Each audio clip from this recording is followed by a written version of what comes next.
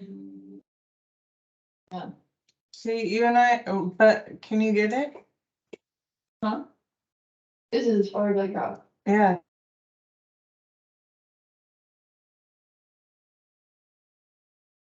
Morning.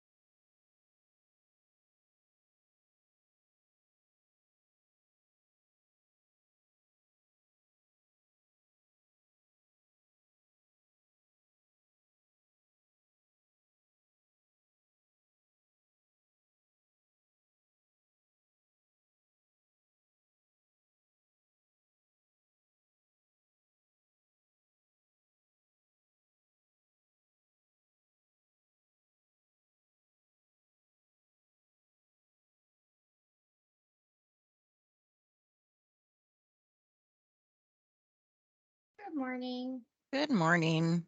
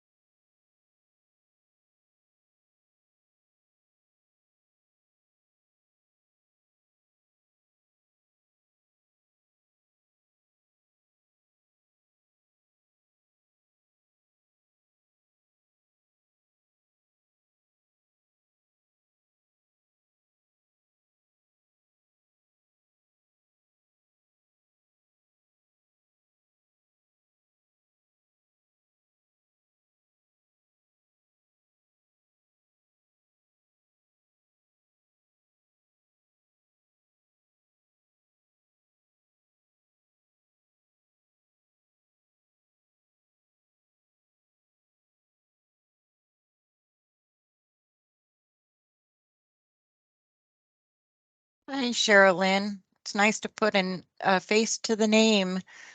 As well as Leslie, welcome. Hello, Sherry. How are you today? Good, how are you? Good. I have a quick question before the meeting started because I know we're not really recorded and a little bit of confusion and kind of with the presentations that we've been doing lately. My bill as written is not what my board is pushing forward. So when I present on the bill today, I will caveat that that is the legal draft, but our legislative board member has not made the amendments just of yet. So I will kind of make that caveat so you'll understand the new language and how it's been written. That works. Sounds good. Thank you. Yep. Hi, No problem. Dorothy. Nice to see you as well. And you, and thank you for all your work that you've done. An amazing job so far. I'm sure we keep you busy. And Autumn, hello. You must tell your mother hello and that I love her and miss her. Will do. Oh, Dorothy, cool. who don't you know? What? I said, Dorothy, who don't you know? You are the knower of all. I love it. And good morning, Chair. How are you? And good morning, Chair. Good morning. Good morning. Yes, Sherry and Autumn have done an amazing job. Attention to detail between the two of them has been incredible. I would almost say a little overwhelming because it's like, yes, that does need to be done, and in a good way. So I do want to thank you both. Yeah, before we get started, you've done an incredible job, and on point and good on dates, and when things are going to be done, and we have the ability to adjust some of that, but you both have done an incredible job of like, hey, just as a reminder, here's our dates, which is exactly what I think I know I need. I won't speak for anybody else, but my guess is it's probably helpful for all of us to keep on track of everything. So. Well, But- thank you. Yes, it also comes with us just making sure that we're not dropping anything, because if we don't put it out in the universe, it will probably get lost That's somewhere right. too. Mhm. Absolutely, and thank you. And we, before we get started, Chair, we do have Yes. one request from Dorothy Edwards from Washoe Regional. Yes. She would like to present first when we go into that, because she does have another meeting if possible. Yeah, we can do that. Okay. Yep. Let me just make a little note on my. If for some reason I forget, I'm gonna try and get my stuff to work here. If for some reason we forget, just let me know and we'll make the adjustment. I think I can. You know, and this is Dorothy, thank you, and I feel badly, actually, I do have a meeting, but, Sherilyn actually has 5 sheriffs that will be waiting for her at 11. So if we start getting close, I will yield and let her go first, because my meeting, I can, my presence is less impactful than her 5 sheriffs. So, Sherilyn and I, if you guys don't mind, we'll just kind of watch the clock, because I want to defer to her meeting. It's more important than mine. Don't tell the other members that, but Thank No, you I so don't much, think it's gonna Dorothy. I know, I was be- like, oh, Yeah, and I've already spoken to Michelle this morning. I think we're gonna defer theirs. yeah. Char's not gonna be here today, and I don't think that Michelle's in a spot with some, kind of like you were talking about, some changes, some recent legislative updates. And so we won't have to worry about, or we'll defer Clark probably till later in the presentation. If Char can make it, otherwise we'll be able to move the two of you around, Okay. Sherilyn and Dorothy. Thanks. Yeah, no problem. I just made my little note here to move things. I keep mine to 5 minutes, 6 minutes. We're pretty good at that now. I got it dialed. Yeah, We're under a lot of like time limits lately, so we've really had to kind of learn to adjust how we talk about our bills or our Yep. work that we're doing, because I think everybody is so busy and so many meetings are going on that time limit has been, which is kind of nice, actually. yeah, yeah. No, I think it's good, and it was great to see you both at the summit the other week. So fantastic. That was really energizing for a lot of my community members. So I'm so glad that we got to get a lot of our rules down there, as well as Yeah. our urbans. I think it was really nice for everybody to kind of come together, as our different communities kind of, sometimes don't really know all the ins and outs and the working. So that was really nice. It was. Leon, good morning. I saw you at the summit as well. I didn't get a chance to talk to you, but at least could see you across the way. So, Arvin, Dan, good morning, gentlemen. Good morning, sir. Good morning, everybody. Yes. I guess Sherry Autumn will give a few more minutes here. We should, there's 3 of us. We need what, 5, 6? 6? 4 to meet quorum. 4, all right. I think have it, but let me double check. Yes. We have 4. All right. Well, let's give it just a few more minutes. We'll give it upwards of 9:05. Government service and nonprofit and the public health. So let's give everybody a few moments to transition. I was at a call earlier this week with a colleague of mine, and he works back east, and he said that they now set all their appointments. If it's a half hour, it's actually a 25-minute, and if it's an hour, it's always a 50-minute. That way they got a buffer of either to go over or bio breaks or, get a cup of coffee, whatever they need. So it's been, so I can, we'll give some allowance here.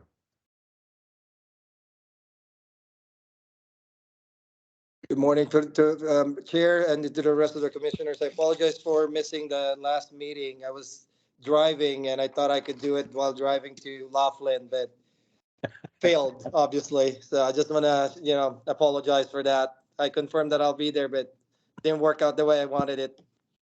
No worries. I think we saw that you were trying to call in or connect. So it was showing, but it didn't actually do it. So we know you were trying, so no worries. It happens. My apologies It again. happens. Yeah. Thanks, Braden. No problem, man. Anytime.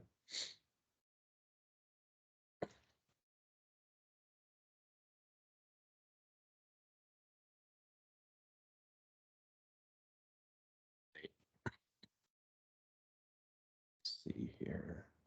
And Chair, I did want to mention as well, Suzanne Sliwa is not going to be able to attend today, but she does have Ryan Sunga, sorry if I pronounced your name wrong, No, that's fine. in her place Okay. to help with any questions regarding open meeting law or things like that. Fantastic. everybody. Hey, Ryan, great to have you. Thanks. Good to be here.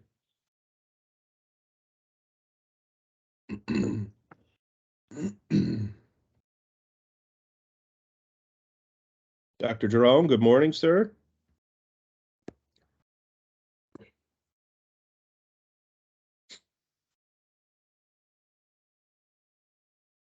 Thank you, Brian. Good morning. Morning. I see Joseph is on. Good morning, Chair Schrag. How are you? I'm good. Welcome, sir. Thank you. You got your proteges, Autumn and Sherry, have been doing a bang up job since you've been gone. But Happy to hear that. Yeah. Well, it's good to see you in your new role here today. So welcome Thank back. you. Yeah, I'm just here to support my new president, Joan Hall, on item number 5 regarding the seclusion and restraint form. So just here in case there's any questions regarding that. Wonderful. Good to see you.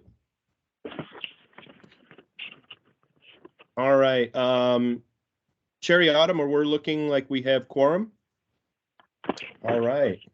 Well, let's get started with, I'll call the meeting to order, and either Sherry or Autumn, if you could do a roll call for us and make sure that we're good, and we'll get started. Okay, I'm going to do roll call today. Braden Schrag, Present. Dr. Giron, Present.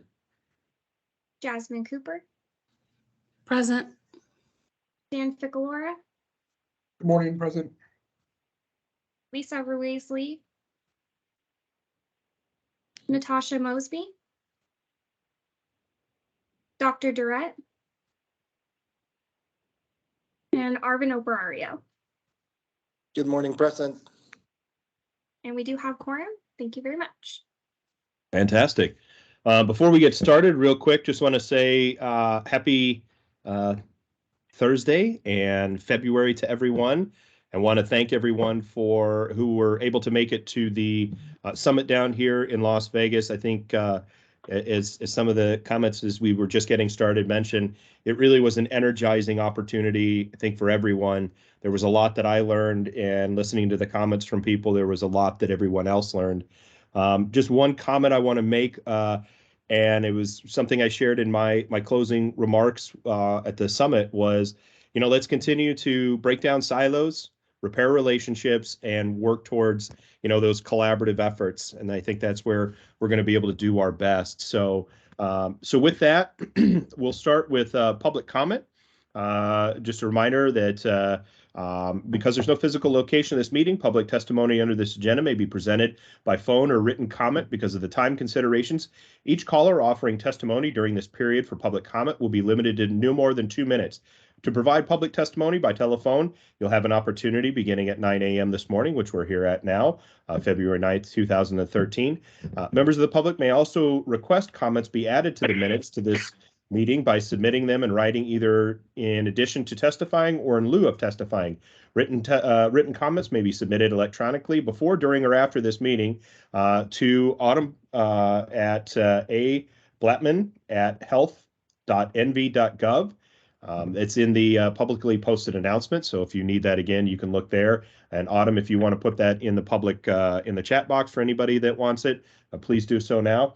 You may also mail written documents to the Division of Public and Behavioral Health at 4150 Technology Way, Suite 300, Carson City, Nevada, 89706, or fax them to 775-687-7570. Again, all this information is in the public announcement and notice. And we'll begin. Does anyone have public comment this morning?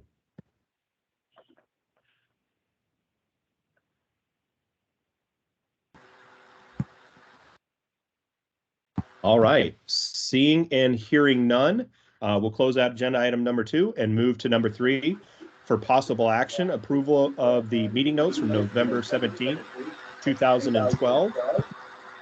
It looks like we have somebody.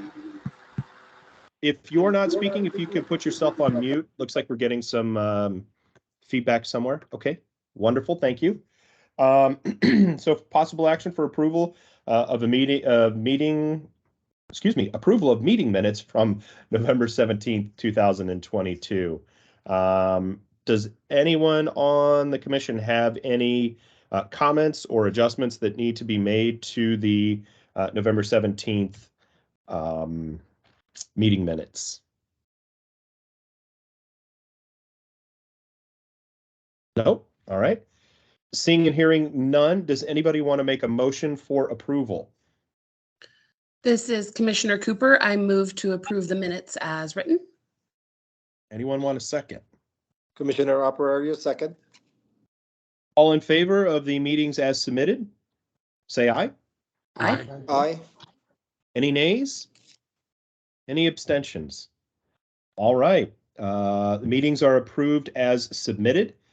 We'll move on to agenda item number 4 for possible action. This is the consent agenda, consideration and possible approval of the agency director reports for the commission.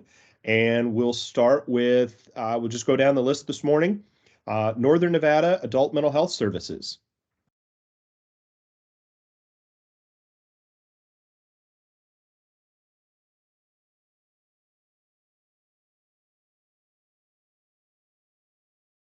Do we have anybody from Northern Nevada this morning?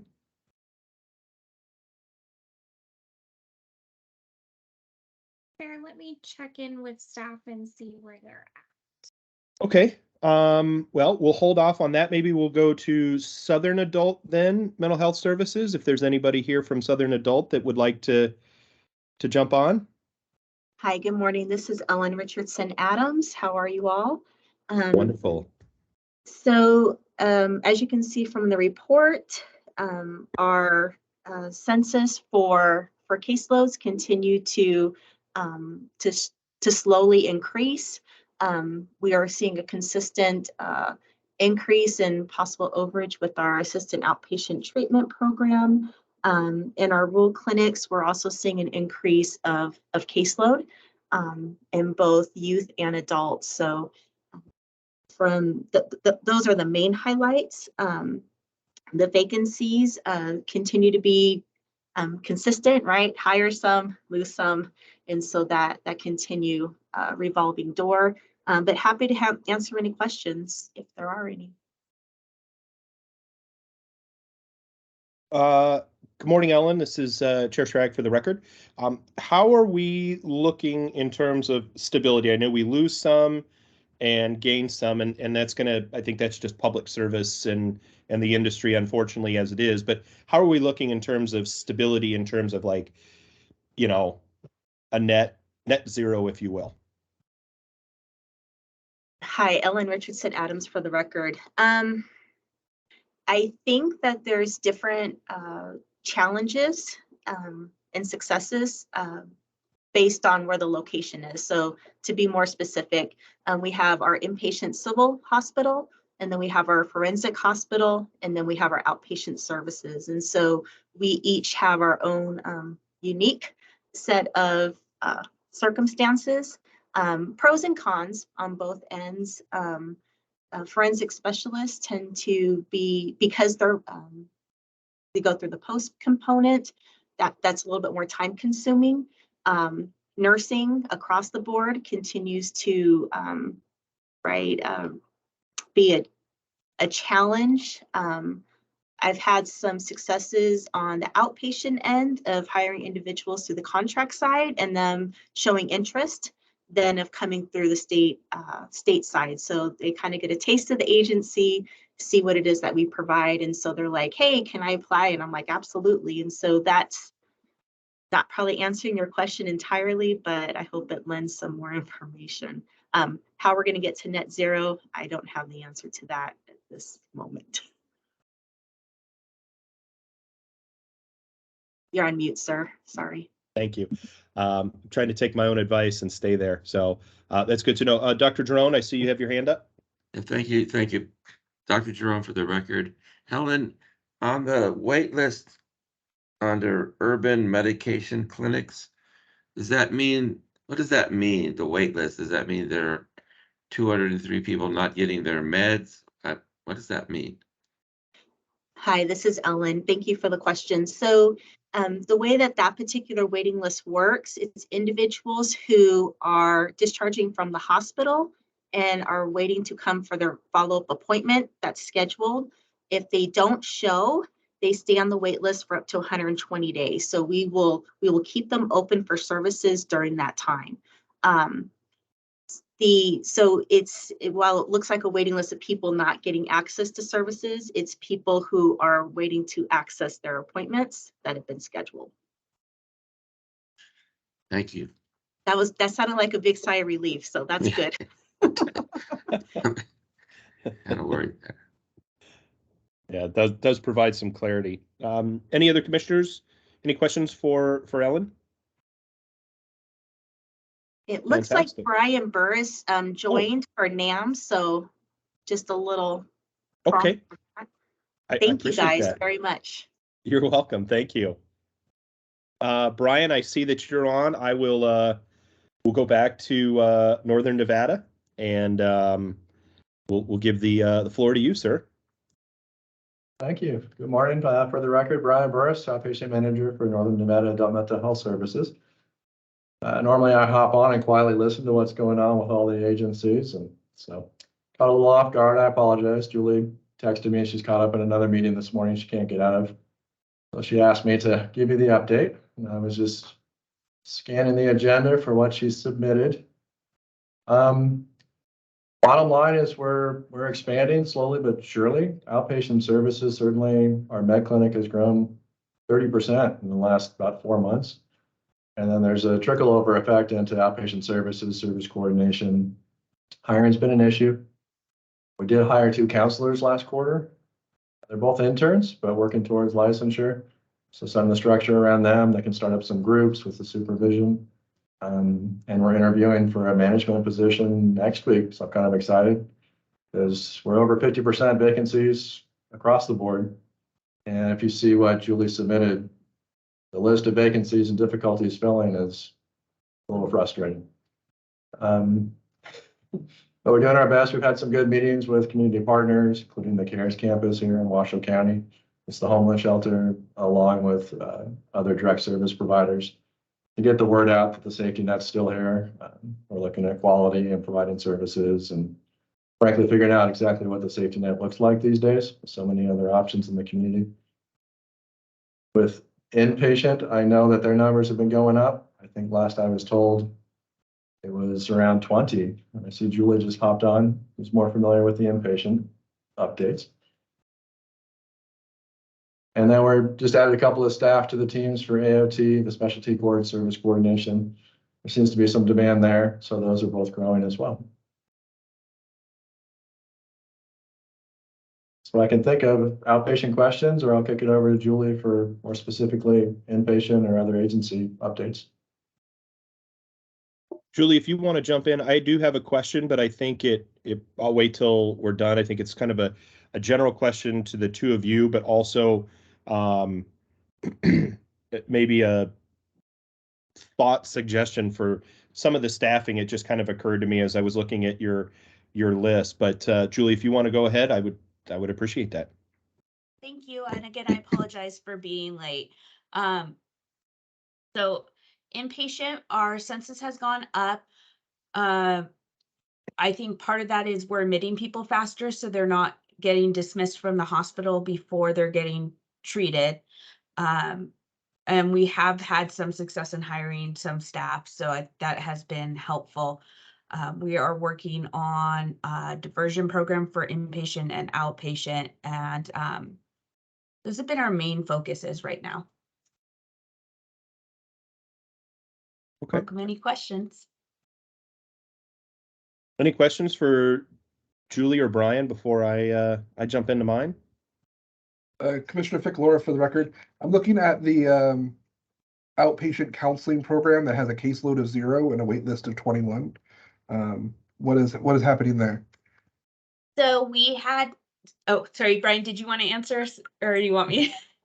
No, I defer to you, but let me know if you want me to chip in. Yeah, thank you for the question. We had no counselors for a little bit outpatient.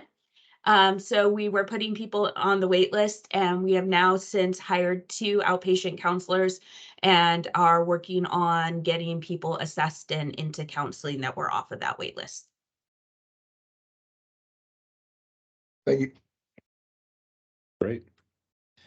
So I have a question. I don't know, and it's not necessarily directed specifically to the 2 of you, but really any of the folks out there they're going to be talking about agency approvals, and maybe there's somebody else that can guide this question better. But I was looking at a couple of the vacancies that are there, and I'm just wondering, is the system set up, or could we look at an option, something like a pharmacist? You know, pharmacist doesn't necessarily have to be singularly located at one facility per se. You know, we've got pharmacists all over the valley that, you know, dispense medication, you know, at Walgreens and CVS and Walmart and all these other places. Is there an opportunity, or does the system allow us to share some of those resources between some of our regional facilities that might put a stopgap? You know, I don't know if we can pool money or, you know, share resource, but I'm just wondering on some of these that might be a challenge that one person could cover, or 1.5 people could cover multiple locations versus just a single location. Could that help out? And, you know, just as a quick side, I don't know, can anybody answer that? I just don't know that answer. Oh, Ellen, you get to answer? Well, you were first, but this is Ellen Adams. I think the simple answer is yes. The complicated answer is it also depends on the role and the class specification. So for instance, the scenario with the pharmacist, that based on the rules of the pharmacy board, if that was allowable, then that's an option that we look at. For a concrete example, I have a mental health counselor that provides counseling in Laughlin. She's located in Las Vegas. She travels to Laughlin once to twice a week based on the needs of the clients there. And then for those who prefer telehealth video, she provides that from her Las Vegas office. To help with our overflow of our urban clinic, she also picks up some of that caseload as well. So depending on the position, we do have that level of flexibility to stretch as needed, as long as the boards make it allowable. We do try to keep the caseloads and the workload you know, manageable, because we don't want to burn people out. But yes, we are very creative within the rules that we're able to do. Okay. Does that help? Okay. Yeah, that's helpful. I just, again, you know, going back to breaking down silos, repairing relationships, and working towards collaboration, just looking at, you know, when we have these resource deprivation moments, are there rules that we need to look to the pharmacy board and others to say, hey, can we make some adjustments and allowments for certain things to occur that we can, you know, best serve? And I absolutely, you know, there's no good deed that goes unpunished. You know, you do good work, and so you get more good work, right? But just looking and seeing how we might be able to adjust that, and it, and obviously encourage people for offline conversation, or, anybody that has a touch point to this, thinking what could we do differently within the limits that we have. I know with the integrated model that that we're looking at with the behavioral health plan and other things that are coming up, and just kind of thinking too to the governor's idea of how do we reduce restrictive regulations but still ensure quality and continuity of care. What can we do on our end to kind of shift and adjust that as well? So that's just really kind of an overhead for everyone. But I see, Brian, you've got your hand up, sir. Yeah, I just wanted to chip in. So what you're suggesting, kind of the telehealth model, and with COVID, we have wide latitude to provide a lot of services via telehealth. And before NAMS, I was rural clinic, so we had 16 locations and people delivering services via telehealth across the state. It can be really effective. There's a technological challenge to it, getting those pieces together.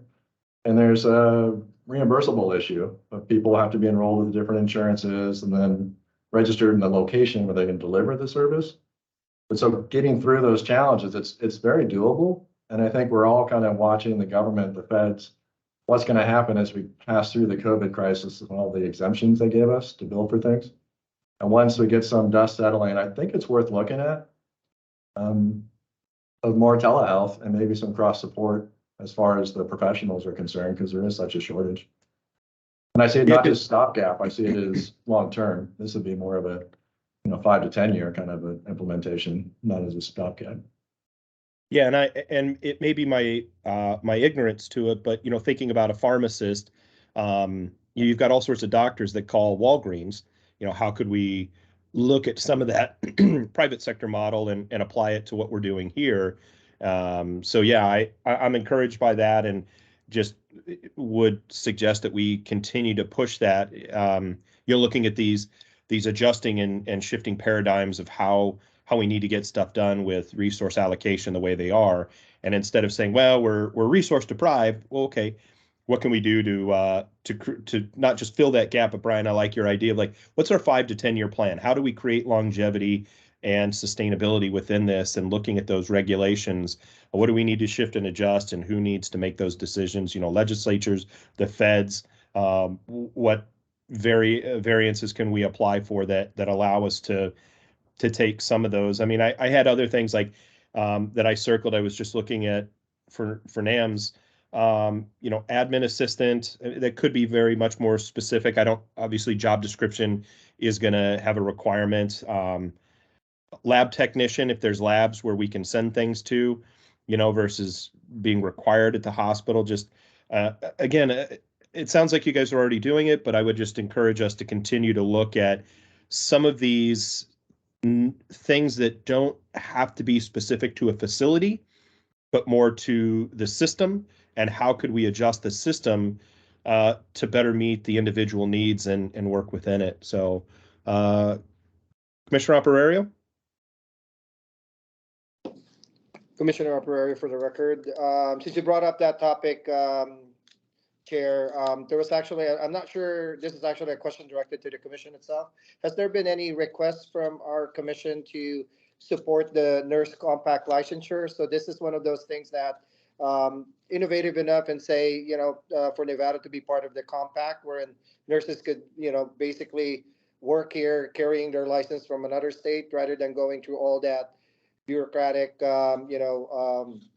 process, including re-signing up for another license for another state, going through another background from another state. So basically, that's my question, Chair, if there was a request, because I know since I sit also on the board for the Nevada Nurses Association, this is one of those things that we're trying to push through with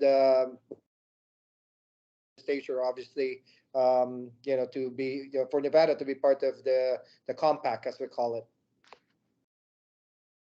That's a great question, Arvin, and maybe I don't know that we've had that as a specific topic yet, but maybe under agenda item 15, you could propose that as a future future agenda item, and I think it's worth discussing because as we look at cross-sectoral impacts, like what we're looking at there, how could that spark thought and interest in, you know, the other disciplines that may want to look at that, see what's working there or what's at least available within the nursing programs, and see how we might be able to move that into other sections. So I think it's worth discussing. So yeah, I would say bring that back up at 15 and have that as a possible agenda item, so we make sure to bookmark it. Yes, sir. Yes, sir. Thank you.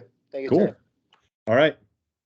Fantastic. Nams, do you have anything more before we move on to lakes? I think if you're looking at that for nursing, it would be great to see if we could do something like that for social workers too. Social work is really hard for us to hire, and I know that their licensure varies by state to state, so sometimes it is hard to get people who were social workers in, say, California. They decide not to be social workers if they move here, or vice versa. That's it. Thank you.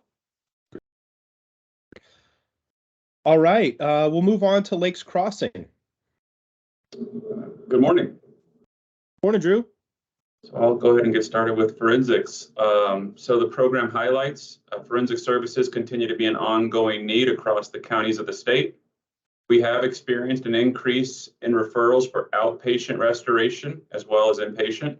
Long-term client commitments are again increasing. The main building remains at or near capacity as we provide statewide forensic services. We continue to coordinate with the various courts to explore solutions as it pertains to admissions. Our conditional release program continues to find suitable housing options for a portion of our long-term clients, as well as provide annual updates to the courts. Regarding building status, we have several construction projects occurring or nearing their respective start date. We have completed the installation of food slots on 3 of our reinforced doors. We have an upcoming capital improvement project to have what we refer to as pony walls, which is a half wall, privacy wall within the room removed, which removes a potential ligature risk. We are also preparing an upgrade to our current camera system, which has been approved.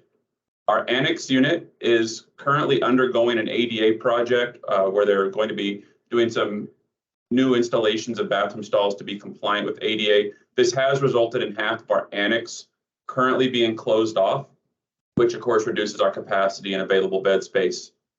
In addition to all those projects, we also have an upcoming project to upgrade the fire dampers. And that pretty much covers the current status of Lakes staffing. State positions filled at Lakes Crossing Center in October, November, and December was 12. And there's a breakdown of those positions within the report. The vacant state positions at Lakes Crossing, it's 18 full-time and 3 part-time, the majority of which, and always is the case, are our forensic specialists, which are 10 of the 18 full-time positions. Agency interventions implemented for staff coverage. We are utilizing a large amount of contract staff while we openly recruit state vacancies. And again, the same issues with staffing continue. We have had some success recently. I'd like to mention that as well. We've recently filled our correctional lieutenant position, but it's a position we continue to have turnover in, which is our forensic department. And the same factors that I mentioned before continue to impact forensic hiring. This includes the background check, the post-certification physical fitness exam. However, some of our other departments, some of our specialized clinicians, we've had, again, some success using flexible scheduling and contract work to help fill psychologist positions. We have an LCSW who currently works under that status. So that's the current state of Lakes Crossing, and I'm, of course, available for any questions.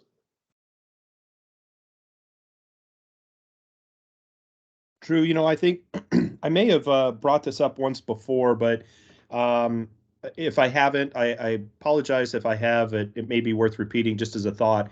You know, with some of the retirements out of existing post-certified employees throughout the state, and maybe others that have, you know, similar reciprocation, have we looked at maybe reaching out to you know, police associations, you know, or unions or police departments to see if they've got people who are retiring that can still pass the post and might be able to be a fit? Because I know there's a lot of folks that, as they transition out, are looking for other opportunities. They would already be post-certified. They would, you know, probably be pretty current, at least within their last year.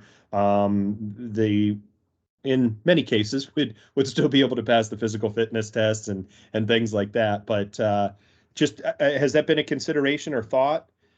Oh, absolutely. I think the knowledge base they would bring to the table on day one, very valuable. A familiarity with the population, with maximum security settings, all those things, the experience, absolute value adds for anybody that we could recruit.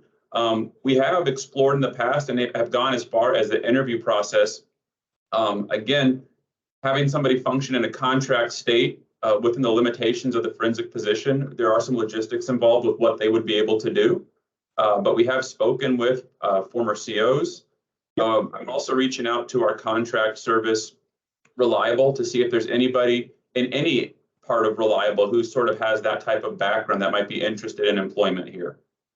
So yeah, great suggestion, and we are following up on it. If you don't mind, Drew, I'm going to connect you with a retired CO captain. His name is Bill Teal. Great guy. I've worked with him for many years, and I think it would be worth, he's in the contract space. I don't know necessarily if it would fit there. I'm not suggesting a hire in any way, but he might be somebody too to bounce some ideas off. I know he's working in a very different aspect for some of this, but I think he would have the time and having been through the system on the positive and negative, and is very much involved in behavioral health related activities as well. I think he probably might have the mindset. It might be a good collaborative opportunity for at least a phone call and discussion. So if you don't mind, I'd like to connect him with you. Absolutely, and we'd really very much appreciate that. Okay. If you don't mind, I just one moment, Greg. I don't know that I have your email right away, but if you can send that to, if you have mine, great. If not, if you can send it to Autumn or Sherry, and they can get it over to me and we can connect there. I'll get that sent out today. Cool. Dr. Giron? Thank you, Greg Giron, for the record. Drew, good report. Can you explain a little bit to me on this idea that at or near capacity and your ability to sort of maintain, you know, your level of care and safety for the people that are working? Because with the vacancies, I'm just wondering how capacity fits into your ability to perform and carry out your duties there. Absolutely. So I'll kind of break this down. First of all, just a layout of Lakes Crossing. We are a main maximum security unit. It's 56 beds. That's the main hospital. That's what was constructed in 1976. We have an annexed wing, which has been functioning, was a section of Deanie Townsend at one point, and that's about 25 to 30 beds. 30 beds licensed, but for usability, about 25. So the 56 beds is really where you're going to run into your first bottleneck, because this is the maximum security unit. This is where everybody comes. Not everybody can be triaged to our annex unit. So some folks are going to stay their entire time at the main building at Lakes Crossing Center. So in capacity in that sense, yes, the main building is either near 56 or in service to the people waiting at admission, scheduled to be at 56. So there's very limited time where we're not at or near capacity, and that's sort of a clarification of that statement. The second part with staffing, and I think what you might have been getting at, was how does that impact how the building runs? So overtime's utilized, certainly, to make sure that we have our minimum staffing standards maintained or exceeded at all times. So it does require some flexibility on the part of our staff. And like I said, some of these creative interventions that were mentioned earlier, reaching out into the contract sector to see if we can get additional coverage. Yeah, thanks. I'm just, with everything we hear, you know, I always worry about burnout. I worry about, you know, the stress on each individual, you know, trying to do their jobs, and you know, and their ability to sort of stay with us and not, you know, get overwhelmed. So thank you. Absolutely.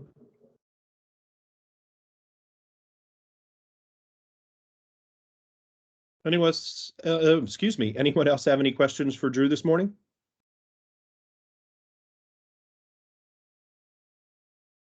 I see Joseph, you have your hand, sir. Yes, thank you, Chair. I'm not sure if we're able to ask questions as well, but I did just have a general question for Drew about the proposed pay raise for public safety employees that Governor Lombardo proposed. I know that it has to be still approved by the legislature, but do you envision that that pay raise would help with the recruitment of forensic specialists in the future if that was passed? Yeah, absolutely. I mean, I think you could probably roll that into any of the pay increases that are being proposed. It's a recruitment tool. It makes the spectrum that's offered on that initial sheet a little bit higher and a little bit more flexible, so people don't dismiss out of hand what the initial offer is. And I think retainment, this is obviously certain individuals may want to postpone retirement in order to have that be generated into their into their potential pension. So yeah, I think on all levels, it's a tremendous morale boost. It would help with the cost of living in Nevada, which is pretty high. So yeah, I think all across the board, it's a great thing. And I would really hope that it comes through. Great, as do I. Just was curious. Thank you. Joseph, I actually had the same question, so I defer my time to you on that question. Thank you. All right. Does anybody else have any questions or comments for Drew right now? All right. Drew, thank you very much, and I'll look forward to connecting with you later. So thanks for the questions. All right. We'll move on to the rural clinics. Rural clinic services. Hi, good morning. Ellen Richardson Adams again, reporting for the rural clinics. In front of you is the report with our current caseloads that were effective through the end of December. We plan on presenting and updating our formal caseloads for the legislature in March. That's where all the clinics will do so, all the programs. As you can see, there is some areas of waiting list. Part of that is due to staffing, but to answer and blend in the question from earlier, the telehealth option does make it useful in being able to have somebody located in one particular area and have them have their services done in another, especially the harder to reach and harder to recruit areas.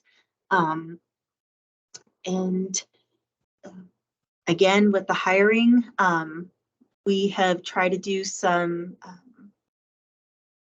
retention with staff. So we've had staff who have requested to move to different parts of the state for their own family's needs, and so have allowed for that to happen. And so for instance, we had somebody that moved to Pahrump, and she still provides her services to the Fallon area. So that way there's not a loss of service for the individuals, and we still are able to keep a valuable employee. So from the vacancy and recruitment side, really looking at that telehealth flexibility and availability. Ely has seen an increase of need and services, and so have been working to address that. And we've had a couple cases where individuals have been sent from Ely down to Las Vegas for hospitalization, and they don't want to return to Ely, and so have taken those individuals into SNAM's outpatient. And there's been a continuity of service that way. And so there's been a nice blend of really meeting individual needs and requests. So with that, happy to answer any questions. I hate to just sit there and go through the numbers because you guys are able to read them, and really, I hope I don't seem like I don't want to give any information. So whatever you guys would like, happy to answer. Anyone have any questions from the commission? I guess, Ellen, I'll surmise, because I know what happens when we assume, but I'll surmise that like the outpatient counseling, our wait lists are really just based on staff availability, or is it kind of like we discussed earlier?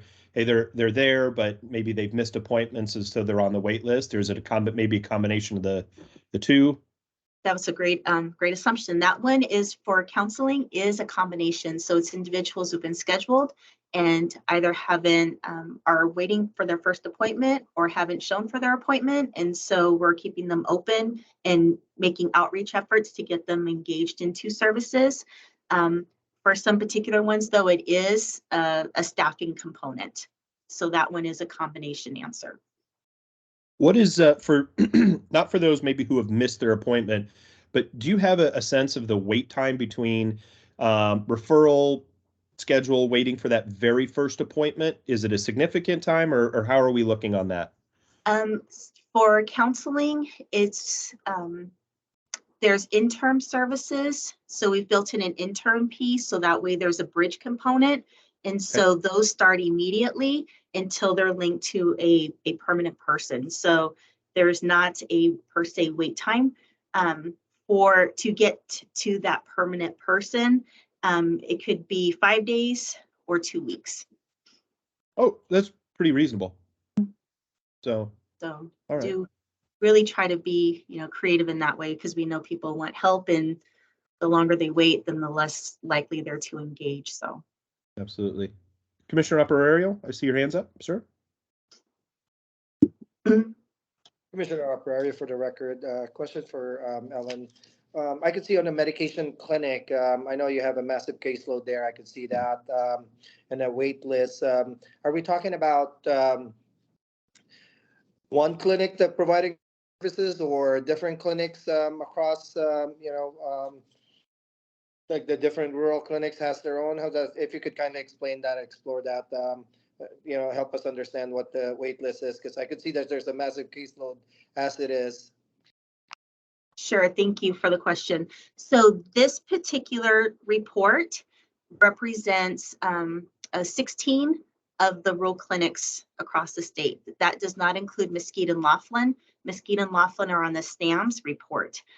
So this particular one covers Ely, Elko, Fernley, Fallon, Carson City, Silver Springs, Dayton, etc.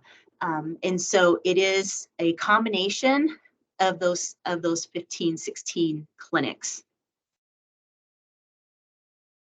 Awesome, great to know. Because my wife actually used to work at the West Charleston Med Clinic, so I know the massive case. So that's why I just want to make sure it's like, if it's one clinic that's serving all of these, and so I apologize for my ignorance. So thank you for the context. No, that's a great question. Great question. And you should ask your wife, be happy to talk with her if she wants to come back. So just saying. Selfish plug. Thank you, Ellen. Hey, I'm all for a selfish plug in recruitment. Thank you all. All right. Anybody else have any questions for our rural clinics? All right. Seeing and hearing none, we'll move on to Sierra Regional. Chair, may I interject? This is Sherry Stevens for the record. I just wanted to note that Commissioner Mosby has joined the meeting. Excellent. Commissioner Mosby, great to have you here this morning. Thank you. I've been on for about 9-10. I don't know if you guys know this, but I'm here. Wonderful. Thank you. All right. We'll add her to the members that are present then. Sierra Regional. Good morning. This is Julian Montoya, Sierra Regional Center. I'm also presenting for Rural Regional Center. My partner's out of town, so I'll kill two birds. So overall, for us, we're pretty similar in our regional centers. We have, like Ellen mentioned, I won't really go over the numbers, but a couple of things in general, and one in relation to human resources that just happened that you guys would like to hear about. That's actually on a good thing. So for us, both of our staffing have been, we're seeing a stabilization, which is great. But we just found out the governor's office has been working with Division of Human Resource Management, and we have a new component that's in place. And I'm not sure if the other agencies are already dealing with that or not, but I know it's going to be a big help to us. And it's something that we used to do back in the day when I was early in the state. Whereas when we would hire somebody such as a social worker, we would be able to, based on their experience and based on our fiscal in our budget, what we had available, we could offer at a higher step. Well, in the past, this process, which is called the NPD4, we would have to go through Durham, as we call them, and they would have to look at it and tell us whether or not they actually did satisfy an increase of maybe a step 4 as opposed to bringing him in as a step 1. So that would take quite a bit. That was a bottleneck. And a lot of times we lost folks as we were trying to advocate for this increase in steps. Now, with the governor's office working with with the department, has said, as long as the agency or the division has the money and we can say that we feel that this person can come in at a higher step, we don't have to go through that NPD4 process, which is going to speed up things tremendously. So this is a totally new development, and we can see that really having a big impact on a lot of our hires where we know they have experience, but maybe they didn't go through the process, and they said, well, actually, they probably should come in at a lower step, when we know that they have worked with providers and we understand that they really do have the experience. So that's new, and I'm not sure if that's hit everybody, but that was put out to us like a couple of weeks ago. So I'm curious to see if any other agencies have also gotten that direction, but that is a really big step. In regards to our services as a whole, and my deputy Jessica Adams will probably talk more about this in her report, but we have really done quite a bit to increase pay for providers through different funding, and we thought that we would see, hopefully we were hoping to see an increase in our service providers taking more of our individuals. That is not really connotated to what it should have, and so we're a little concerned about that. We have increased the pay, but we're still not seeing them taking quite a few of our individuals. So that's a concern for us, and we're looking into that. But that's something that Jessica might talk a little bit more about, but that's been a concern for us. Other than that, everyone is business as usual, and we're doing what we need to do. I'm open to any questions. Go ahead, Arvin. Commissioner Operario, for the record, that's great to hear, Julian. I appreciate hearing all of that, and we would like to hear more about that in the future, about those changes, because I mean, this is, I believe this is across the board that we're pushing in. We're in, like, I represent nursing. We're in, if you've been a nurse for 20 years and you don't have documented psych experience, you go back to a step 1, which is, you know, you already have 20 years of experience. It's just, that's the barrier to care. Same thing with a nurse practitioner who's been a PN2 or a PN3 and then transition over and finish their master's, and then they go to a step 1 again, which is basically going back. So that's great to hear. So we would love to hear more of that, and hopefully you'll have more success in the hire. So thank you.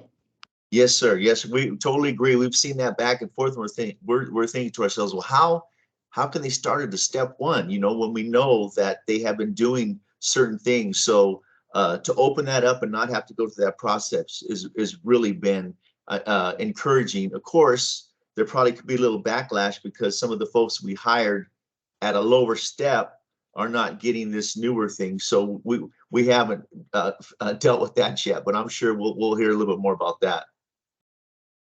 I agree. So keep us posted, please, and see and let us know what we could do to help. Thank you. Thank you, sir.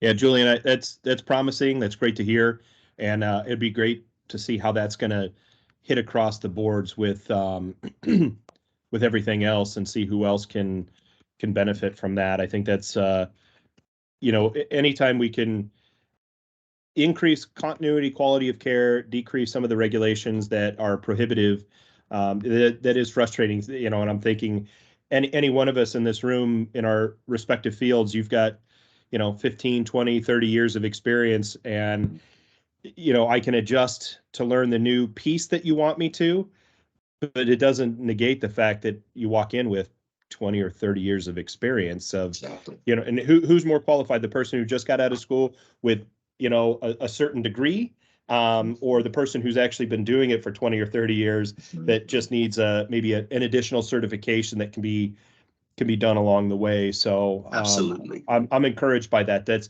I had not heard that, but I'm really excited to hear about that. So wonderful. Thanks, sir. Cool. Any other questions for Julian this morning? And you touched on both Sierra and Regional for correct? You said you were going to hit for Yes, both of them? Yes, sir. Sierra Regional Center and Rural Regional Center. So rural, just have my colleague, Mr. Cavers, next. Okay. All right. Commissioner Mosby, did you have a question? No, I saw your. Oh, no. Just just normal. Okay. All right. Fantastic. All right, Mr. Carver, floor is yours, sir. Thank you. Good morning, everyone. Juwan Caber, Community Services Agency Manager. I'm going to do the community services portion of the Desert Regional Center report, and Marina Valerio, she's going to do the ICF portion of the Desert Regional report.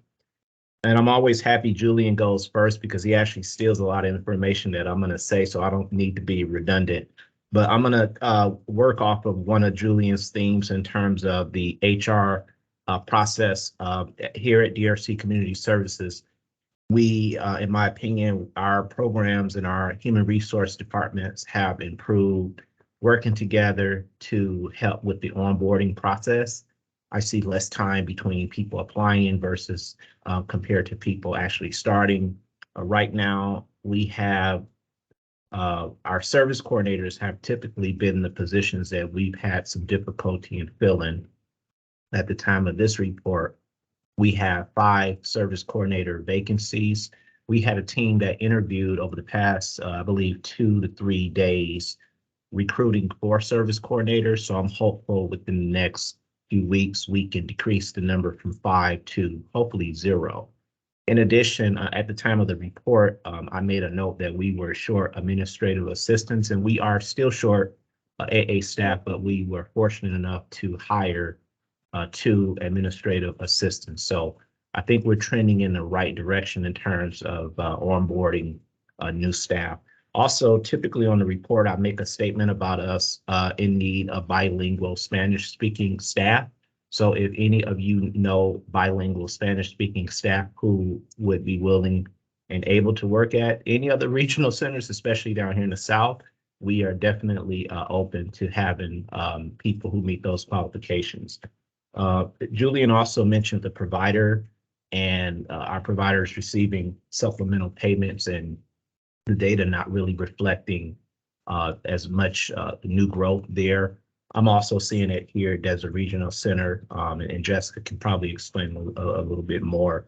One good news I am seeing is some of our newer, smaller providers seem to be the providers that's taking on more cases in terms of SLA, out-of-home SLA, and also some of our residential SLA programs. See here. One other note, we continue to have cross-agency meetings with DCFS and DFS. We are doing them on a consistent basis. I think that's good for both of our teams, ultimately to help children who need services from either of our agencies. It's helped with the agencies understanding what we do, especially from DRC standpoint with our eligibility. There seems to be a lot of misunderstandings about our eligibility guidelines. And I think as our intake and psychology teams work with state and county family services, it's educating them, helping them understand our guidelines, and ultimately helping children and families.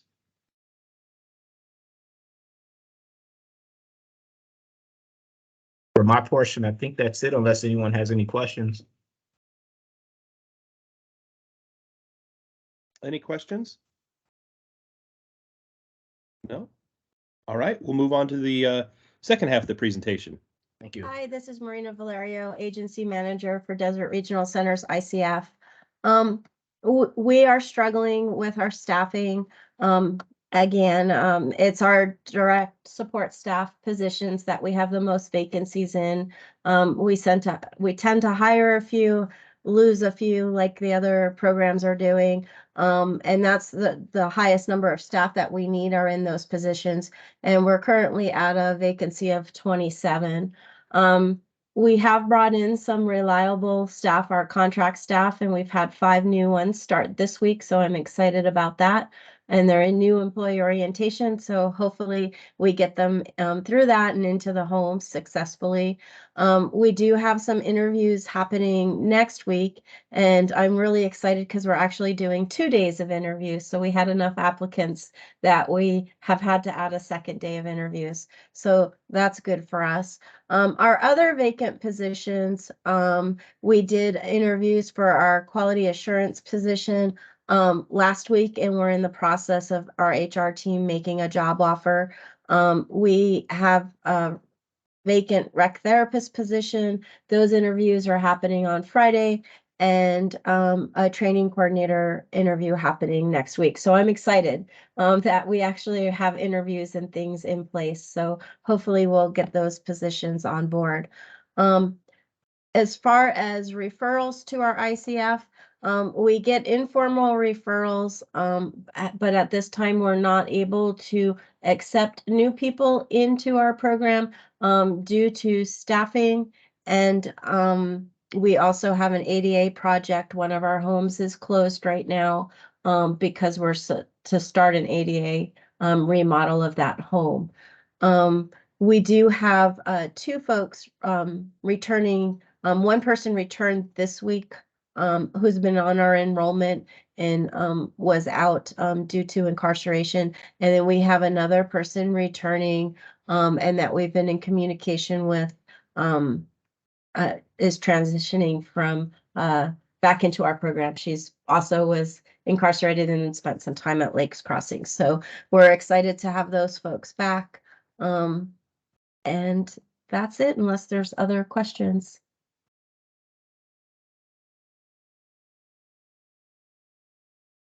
Any questions? No? All right. Thank you all for the great presentations. I think there's some really great encouraging. Obviously, we've got our standing issues, but there were also some really encouraging pieces there that I look forward to seeing how they grow over the next little bit here. So I guess with that, do I have a... Oh. I do have a question. I'm wondering if the commission is happy with the reports, especially for the ICF, that you're getting the information. When I'm working on the reports, I'm always wondering, is there any other information? And I don't need an answer today, but is there other information that the commission would like to know about the ICF? Again, people can think about it and let me know. I just want to make sure I'm providing information that's valuable to you. Thank you very much. Commissioner Ficalora, for the record, you're kind of reading my mind as I was reviewing these reports for all the agencies. Maybe I'm Pollyanna and the clinician in the room, but like I'm always wondering about success stories. I don't know if that could be included in any reports of, here's something that went really well, here's a client that received a good outcome, or something that was a clinical success. That could be included in any of these reports. Just an idea that I was having as I was reading them this morning. Dan, I think that's a great idea. It's easy for us to focus in on what isn't working. But I think as we look at that collaborative, right? And I think part of that collaborative integration is looking at what's working well, what has somebody done over here? Because to me, I always look to see how can we replicate success, right? If we want to move down that line, it's easy for us to say, well, here's all the things that are wrong and we'll try and fix them. But sometimes it's easier to look and see what's working well, replicate that, move that across multiple systems, and actually have more impact with less stress. I don't know. So I think that's a great idea, and I would encourage that as well. Thanks for bringing that up, Dan. So yeah, if I think that would be one piece to add. If we can start looking at success or something good that's happened, or able to overcome a administrative, logistics, clinical barrier, success with a client that we can put in an open forum that allows us to say, these are some of the things that we did, and this was successful for this. And of course, there's all sorts of variables and things that go along with it, but we can always look and say, well, here are some things that we did well, and it may spark an idea for somebody else. So I love it. Great. Well, since this is an action item, do we have anybody who would like to make to make a motion for approval of the reports as submitted?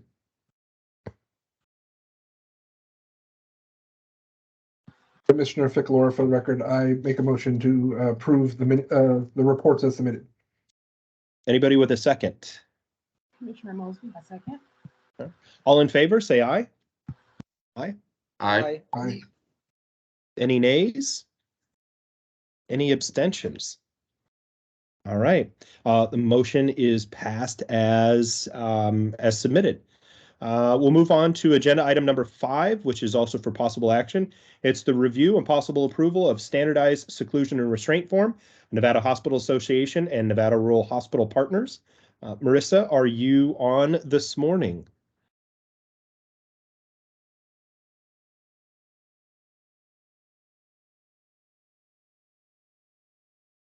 This is, excuse me, this is Joseph Filippi from Nevada Rural Hospital Partners. I believe Marissa is not able to attend.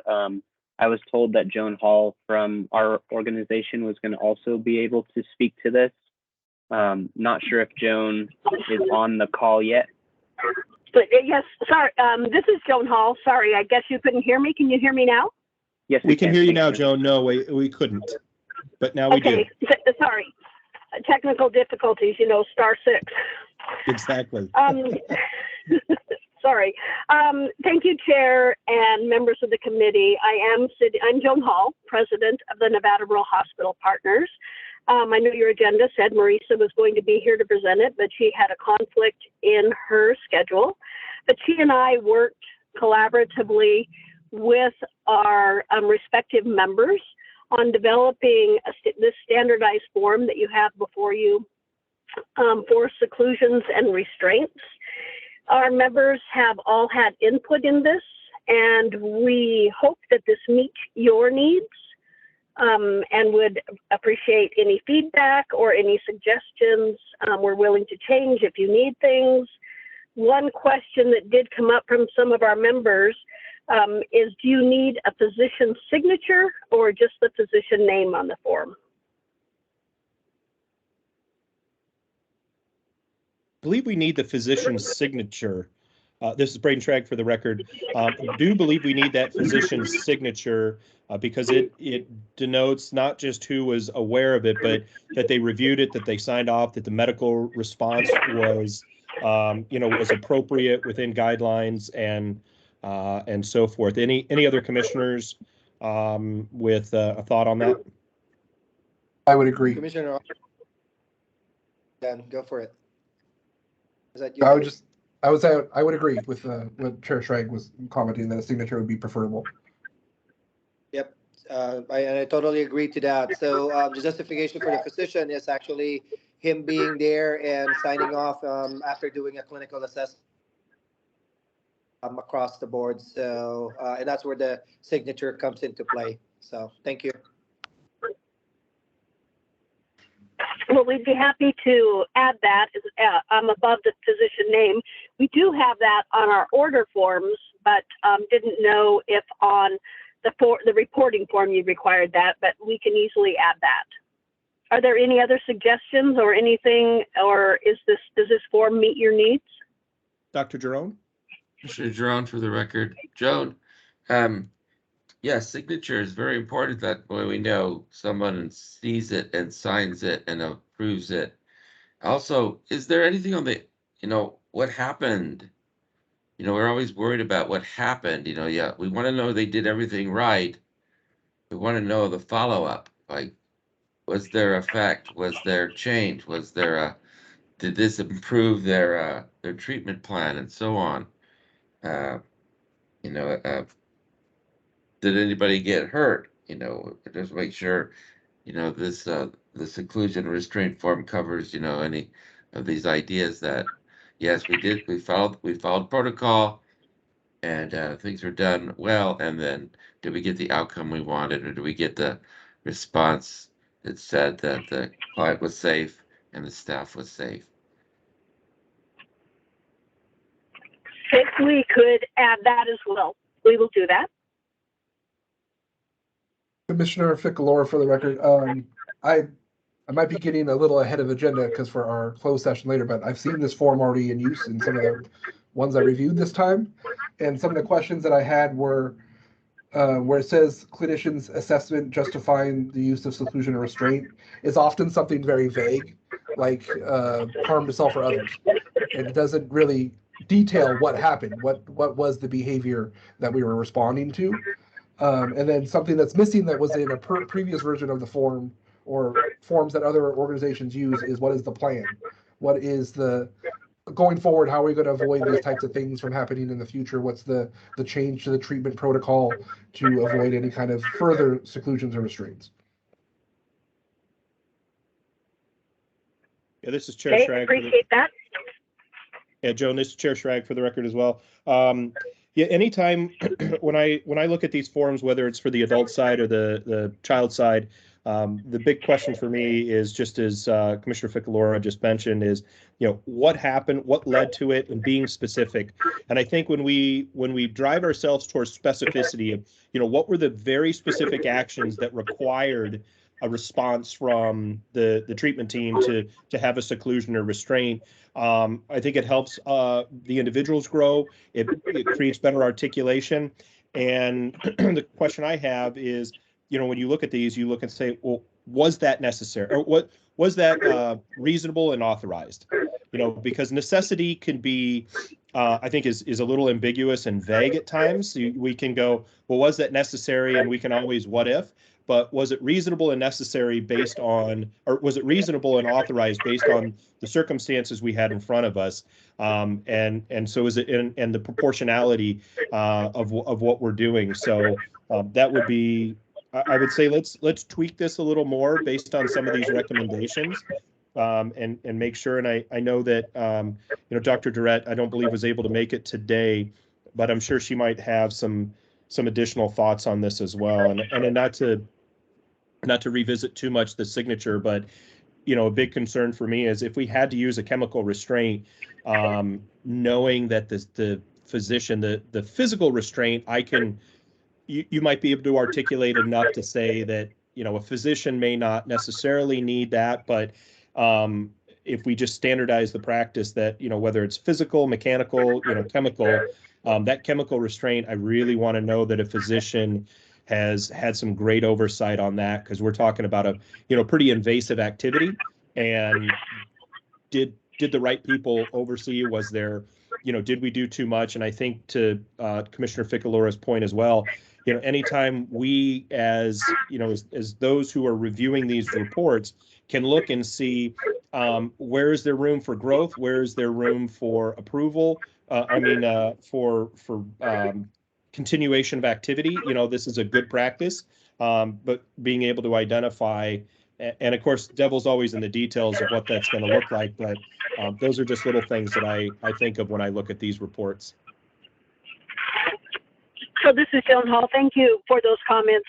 Of course, these aren't our order forms. These are just the reporting forms. So yeah, there absolutely is a physician who orders and signs for any of these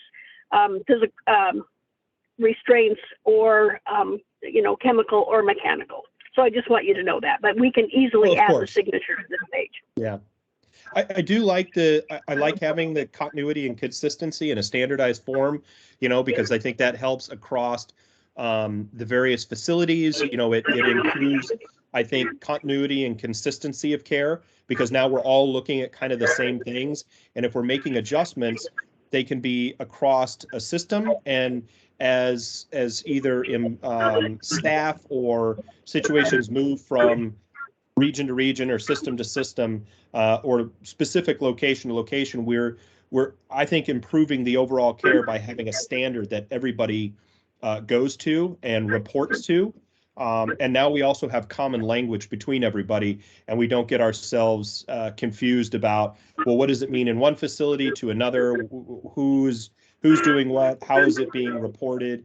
And I think that's just going to help with overall increase of care. So I do appreciate, and from those of us that review these reports in mass, if you will, it allows us to better identify too, where do we have deficiencies, where do we have strengths, and it will allow us to better provide that policy guidance, that oversight that the commission provides in that. So I applaud the effort, and anytime we can standardize something, I think that's a great opportunity. So any additional items before we move on?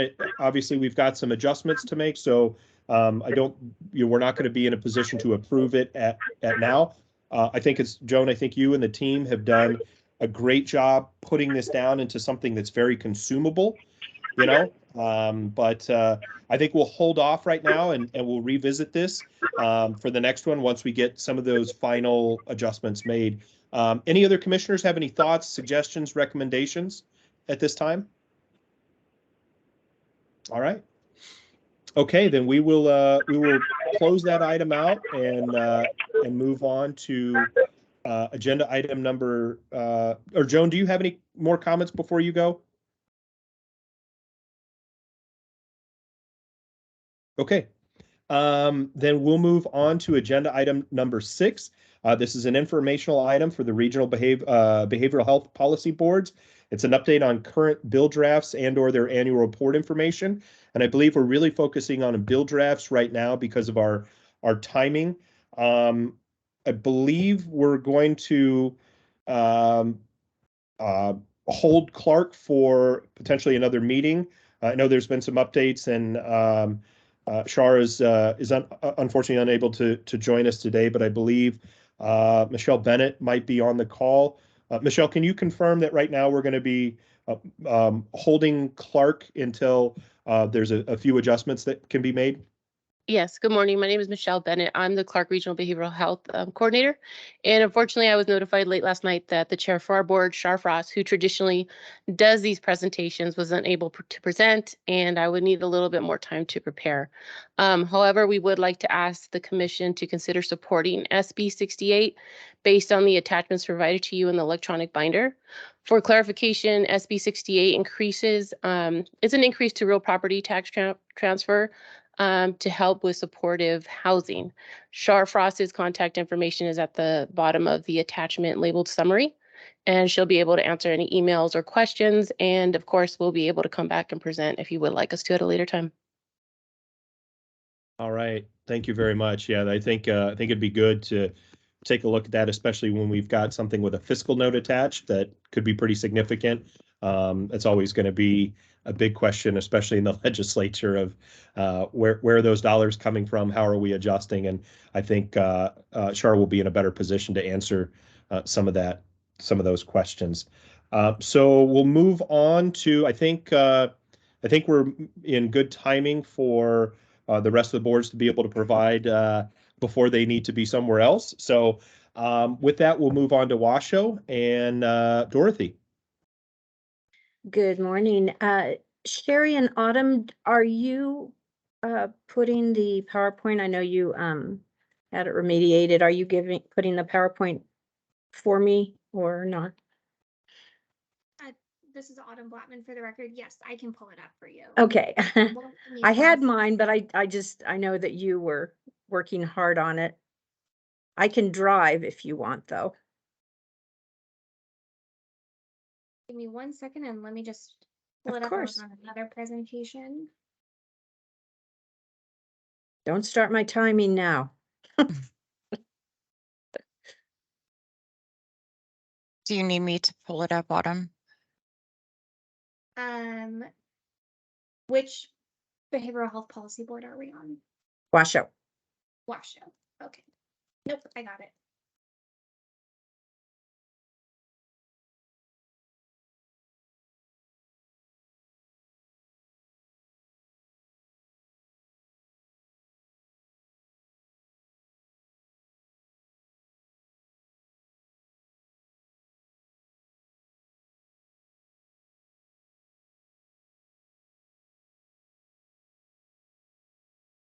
Actually, I don't see an option to share my screen because now it has changed the layout of Teams.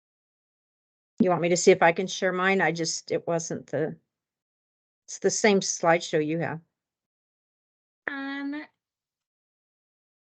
me just make sure there's an option to. Apologize, everybody, for the technical issues. Always seems like there's at least one per meeting. Right? Unless you see an option to share, Sherry or Dorothy. Yes, I have it. Okay, why don't you go ahead and share then? Okay.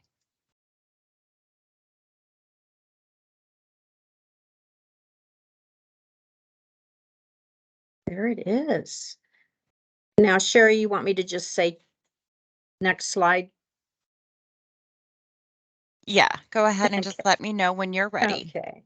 All right. Well, we'll leave it here for a moment. Good morning, Chair and members of the Commission. I'm Dorothy Edwards. I work for Washoe County Human Services Agency and serve as the Washoe Regional Behavioral Health Coordinator. I'm pleased to present an overview of Assembly Bill 69, which expands the loan repayment program administered by the Nevada Health Service Corps to include certain providers of behavioral health care. I'm going to step through some of these slides as quickly as I can, so hopefully you can follow along, and I'm reading a document to stay on track. You have a summary document, and a longer version of the statutorily mandated annual report should be completed and submitted to you for review and approval, hopefully sometime in March. Could you go to slide 2, please? Go back. Okay, thank you. This is a slide showing the current membership, which is composed of a strong group of behavioral health subject matter experts in accordance with statute. The board meets monthly with the intent to hear from regional and statewide partners around behavioral health issues, best practices, new developments within the behavioral health community, program updates, fiscal concerns, and recommendations and requests for change. The board views all of this information through the lens of support as well as potential legislative concepts for the biennial draft request. What stands out about Washoe's board, and I think contributes to our success, is the composition of professionals who all engage and participate in an equal, trusting, and collaborative manner. I appreciate their dedication to our mission, to me, and to each other. Next slide. This slide illustrates the priorities on which the Washoe board has concentrated. This year, as in past years, the board has continued to focus on the crisis response system as the #1 priority, having supported not only our own bills through sessions, but other important pieces of legislation related to crisis response. It's easy to see how these issues all impact or intersect with behavioral health. As the board listened to presentations from all regions and multiple stakeholders and partners, it became clear that the crisis around the lack of behavioral health workforce was playing a critical role in legislative proposals and regional decision-making. And we've certainly heard that from all of you in your reports as well. While the Washoe County Crisis Response Implementation Planning, CRISP is what we call it in Washoe County, that effort's continuing to move forward, but it becomes obvious that we can stand up the most well-planned, beautiful crisis facility, but if we don't have staff at all levels to provide the required services, then we're looking at an effort and futility. With that in mind, the board voted unanimously on behavioral health workforce development for their BDR concept. Next slide. So health professional shortage areas, HPSAs, identify geographic areas, population groups, or facilities within the United States that are experiencing a shortage of healthcare professionals. This slide is just a snippet of some data. It demonstrates the crisis, particularly in mental health professionals in Nevada. Next slide. And this slide gives a couple of Washoe County data points to illustrate the Washoe HPSA area, demonstrating that 63% of Washoe County residents reside in a HPSA. Next slide. There isn't anything on this slide that's a surprise, and we could all probably add more as we think about what has contributed to the lack of behavioral health professionals in Nevada. And I won't read through those. Next slide. There were many concepts presented to the board to address the workforce crisis, and the entire board listened to them all. We engaged in discussion and collaboration with subject matter experts and crafted and submitted our BDR concept, which was subsequently assigned Assembly Bill 69. We've learned that existing tuition payment programs must follow strict federal guidelines to achieve federal match. Nevada is no longer competitive with other states offering more generous and more flexible state programs. AB 69 provides additional resources to increase the number of providers as well as the flexibility to meet critical needs not covered in the federal program. It expands provider types and care settings specifically and targets a portion of funds specifically to behavioral health providers to meet a critical immediate need. Listed here on this slide from the bill itself are some of those included providers. We'll be proposing a friendly amendment to add and clarify licensure for school psychologists or social workers and expand K-12 to add preschool. Next slide.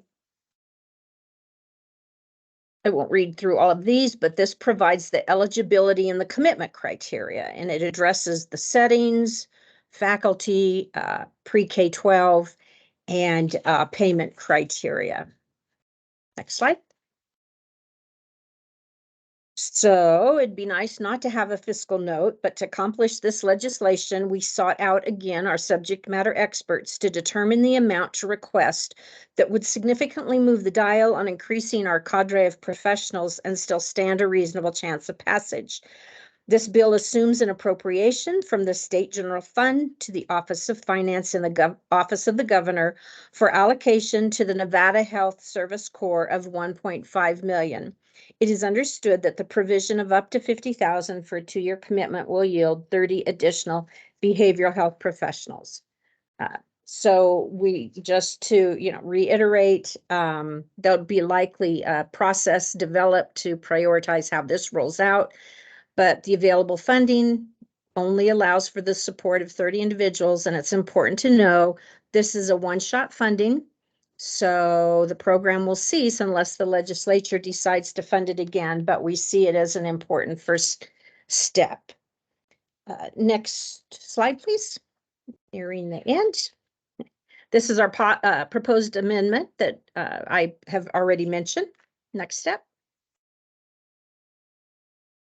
As I have reviewed a lot of the pending legislation, there are two that are specifically around workforce development. You're going to hear from Val, our rural regional coordinator, next, I believe, or later. And their bill, Assembly Bill 37, is an amazing piece of legislation, a little more broad and in-depth than the Washoe region. And our board has pledged to support that. And as we move through session, we'll just see how that rolls out. The Office of the Treasurer, we have spoken to him.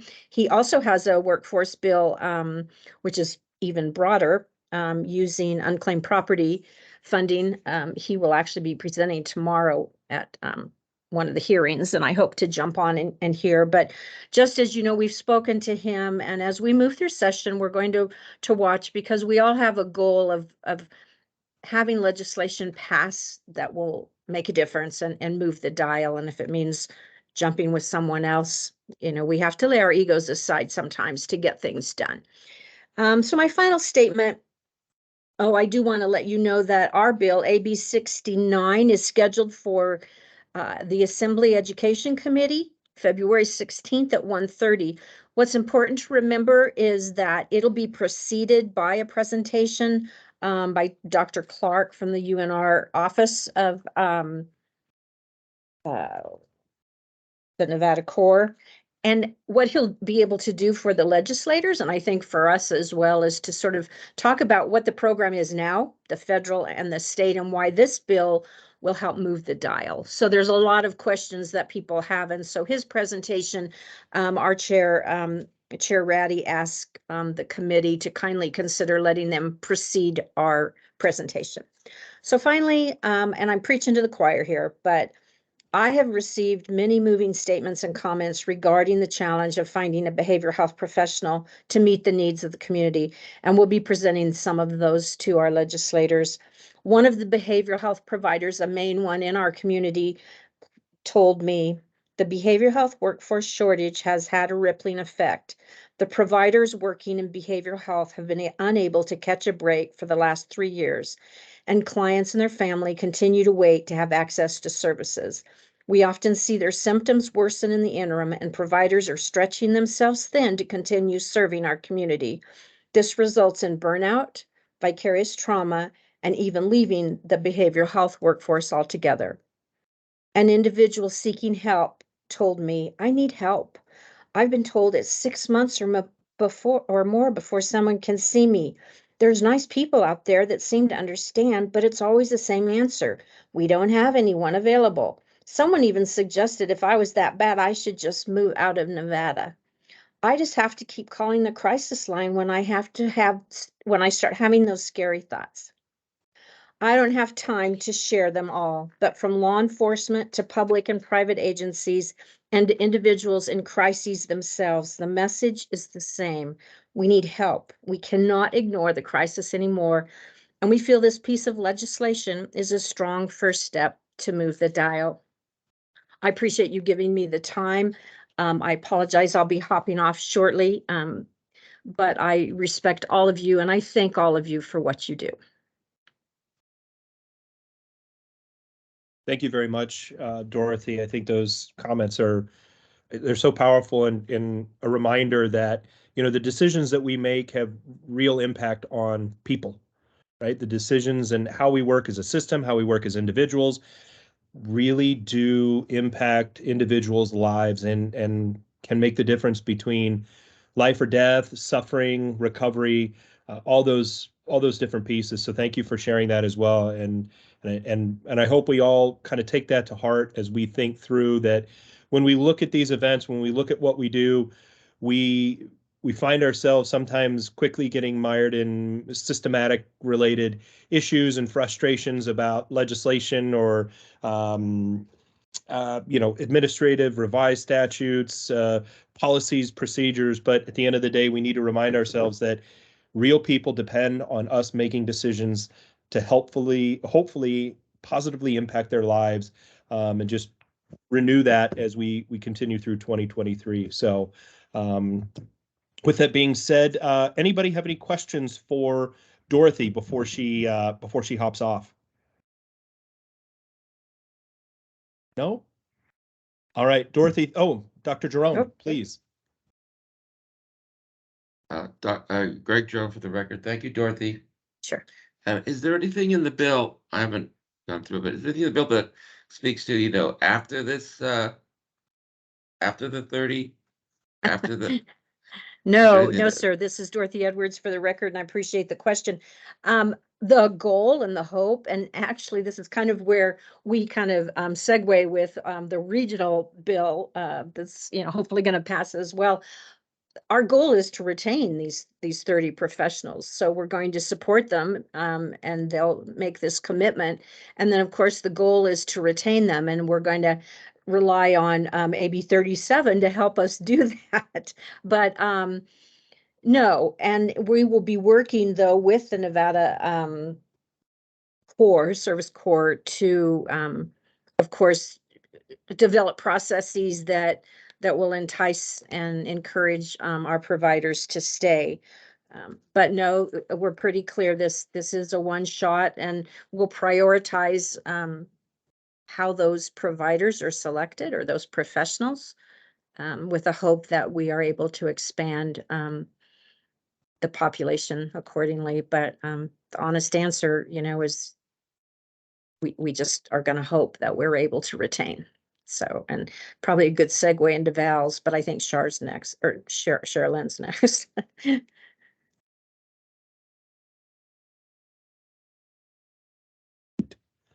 Any other questions or comments? All right. Yes, we will move on to next on the list is Rural Regional Behavioral Health Policy Board. Good afternoon. For the record, this is Valerie Haskin, Rural Regional Behavioral Health Coordinator. Can you hear me okay?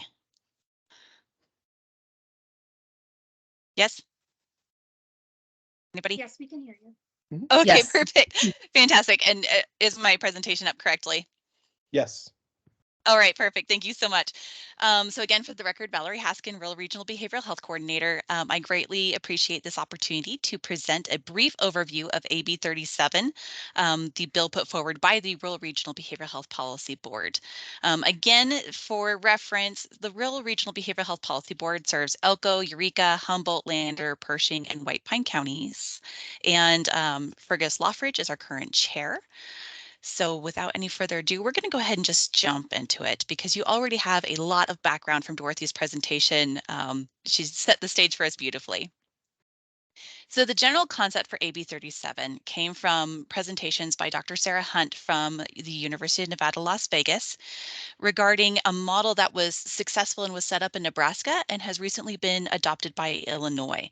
And within this model, there's a Behavioral Health Workforce Development Center, or Beacon as it's known in Nebraska, that works K-12 through professional practice. Now, the Beacon model in Nebraska focuses just on psychologists and psychiatrists, but ultimately looking at how this model really looks to recruit persons at K-12 and also at the higher education level, and helping smooth out some of the challenges through licensing, professional practice, getting into graduate school and graduate programs really seem to meet a lot of the needs that we've heard from our stakeholders.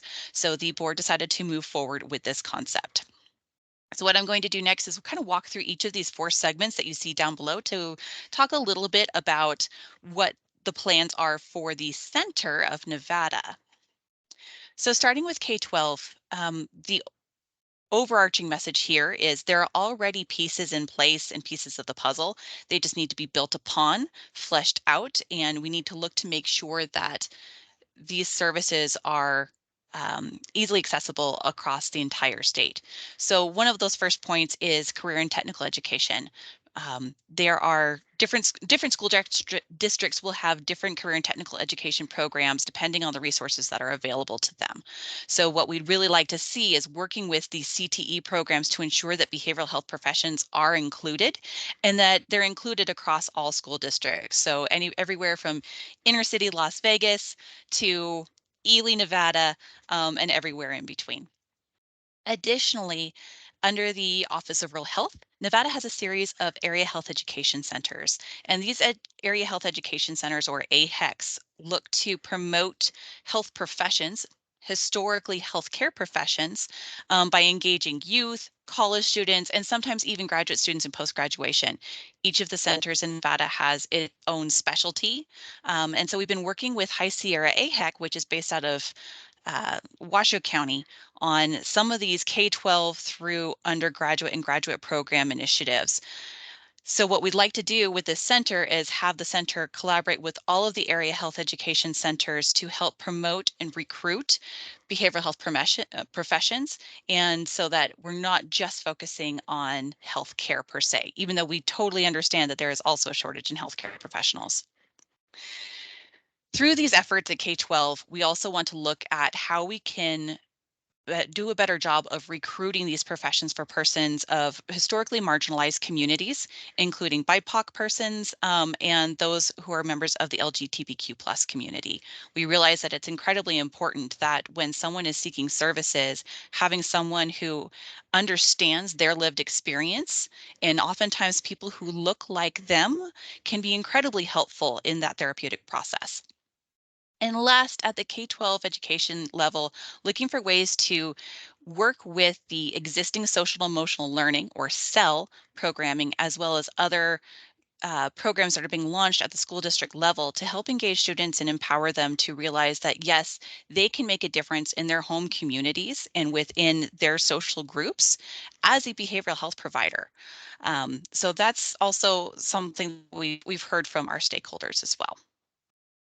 Moving on to the NSHE level, when we're looking at the different types of provider programs that we want to be affected, these include marriage and family therapists, clinical professional counseling, psychology, psychiatry, clinical social work, behavior analysts, and all drug and alcohol counselor types.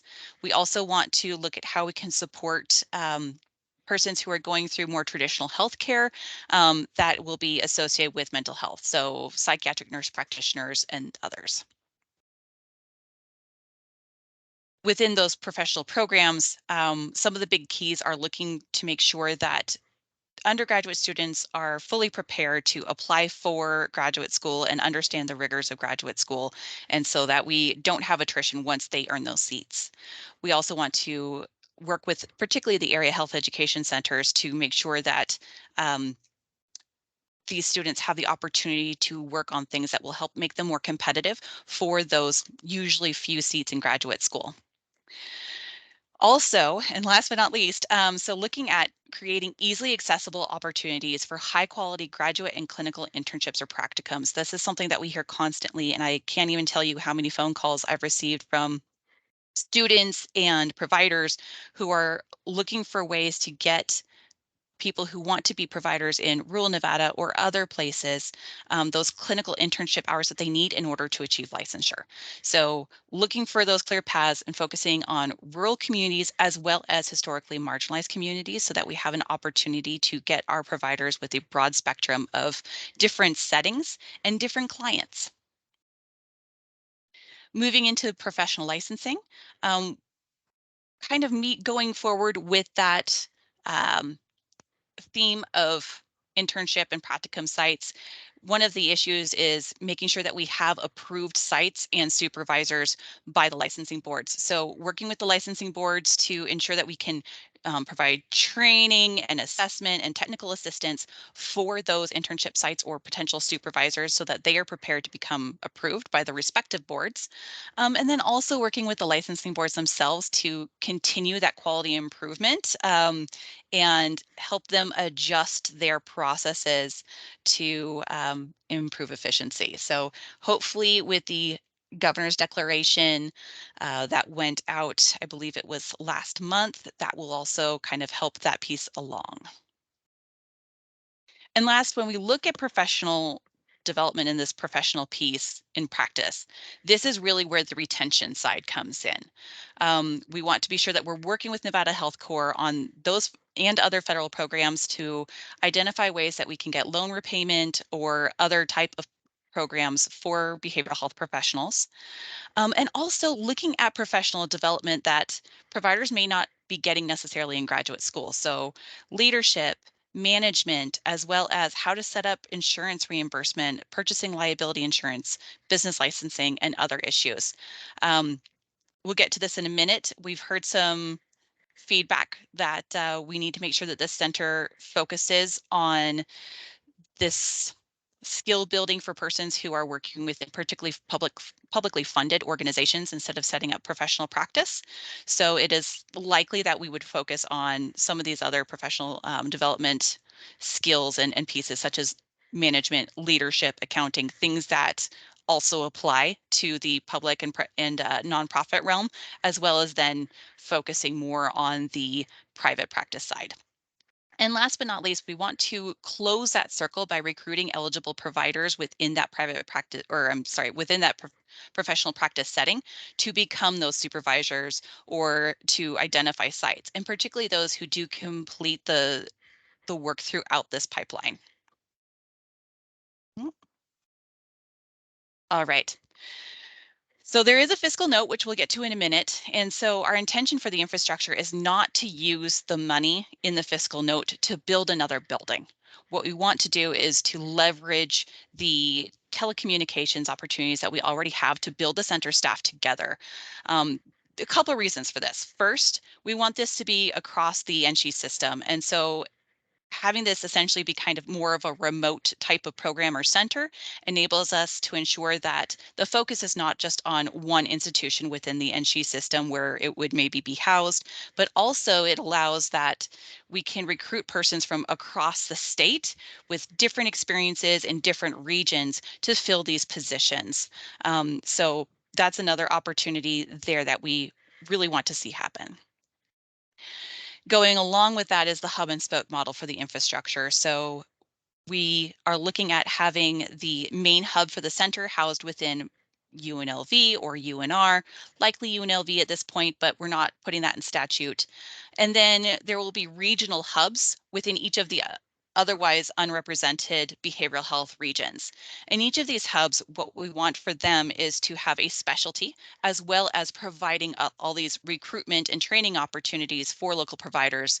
But maybe one of the regional hubs, in addition to that, has a specialty program regarding best practices in telebehavioral health, or maybe best practices in working with youth in transition, or whatever that issue may be. But this way, we also have some different settings and working with students to ensure that they have access to those hubs to achieve or gain the access to specialty training that they would like. The center itself will be, or the work of the center itself will be directed by an advisory consortium who will provide direction to the executive director. The membership of the consortium is within the bill, and this is kind of how it spells out. You'll notice that a lot of this looks very familiar. We based the consortium membership off of the Regional Behavioral Health Policy Board membership timeframes or types, and then also added in Nevada Department of Education, local level school districts, ensuring that we're tying in Department of Veterans, DHHS, DEETR, et cetera, and also specifically spelling out that we want to have representatives from historically marginalized or underserved communities so that we get that insight as to, hey, this may be a best practice or an emerging practice, but are there positives or negatives for persons who have been historically marginalized? All right, the money. So this is actually, we've got some updates since I submitted this slide deck for approval. So the initial estimates for the fiscal note were about $2 million a year through the first biennium. Now what we're hearing is that we're looking at about 2.3 million for the whole biennium. So not 4 million, but 2.3. So that's great news. We're still assuming that after that, we may go up to that $2 million a year point. And that's because those funds are going to be used for travel stipends, supervisory stipends, and other mechanisms to help those students gain those opportunities without going further into debt, first of all, and also so that they don't have to wait on funds for a very long time. The Nebraska model itself worked with just 1.3 million to 1.6 million for the first 10 years of its inception, but it really just focused on psychology and psychiatry. So we are expecting it to be more costly because we are looking at more robust spectrums of behavioral health providers. But again, our staffing levels will probably be about the same. And I'm saying it's not going to be under the policy board, just for clarification. We're just kind of building this framework and idea. So clarification there. The only opposition we've heard thus far is, or it's not opposition, but concerns was, hey, this has the big fiscal note attached. Will this pass if it does have a fiscal note? And so the argument that we're making here is that Nevada is at a point where we can no longer afford to put inexpensive Band-Aids on a gaping wound. And we are hemorrhaging providers, and we need to make this bigger investment for long-term better outcomes. And so with that, that concludes my presentation. Thank you so much, Chair. I appreciate your time. Of course, thank you. Great presentation, and I'm kind of partial to this this note, obviously, with my own background in behavioral health, but I've got a daughter in Clark County School District that's over at the Arborview High School that's part of the biomed program. And, as they're looking at and CTEs and the honors and the APs and, all that stuff. And obviously that, especially if you're staying here in Nevada, that's great, especially with those CTEs and some of the other things that go along with it. And as we were building out her senior schedule, clearly absent from that were behavioral health or public health type classes. It's all the very traditional structured sciences. And, whether that's at Arbor or any of the other high schools that have that career, and obviously some of the career technical academies and things like that, I think that would be an incredible thing to add in those, it's Psych 101, it's, something for public or behavior, some other aspect that allows, because they've got a environmental science course as part of that, but clearly absent are those other things that are within the larger health space and could really be a great recruiting tool. And so I applaud that effort. And it's actually kind of given me goosebumps thinking about it, going, hey, how else could we impact our students, and what exposure will they have early on to go, ooh, you know, maybe I do want to go the psychiatry route, or I want to go nurse practitioner, but work in these settings. There's just all this, and I think it's not only for that, but I think it's as we look at this from the larger perspective, you know, how can we take within that existing infrastructure with slight modifications and changes, bring those lesson plans in, start looking at you know, schools across the state, regardless of where they're at. You know, Arbor is fortunate and lucky to have that, and there's a couple of others, but you know, why aren't we expanding this? So, and that could go to other disciplines as well, right? You know, we got rid of shop classes and all this, and we still need mechanics and woodworkers and cabinet makers. And, you know, we've gotten away from some of these, and I hope we can look to that as well. So thank you very much. That's my impassioned, I like it. So, and I know we're, any questions? Because I know for our northern region, I know there's some time constraints as well there. So I want to make sure we get to that. Maybe we can hold questions to the end. But let's move on. Sherilyn, I believe you're up.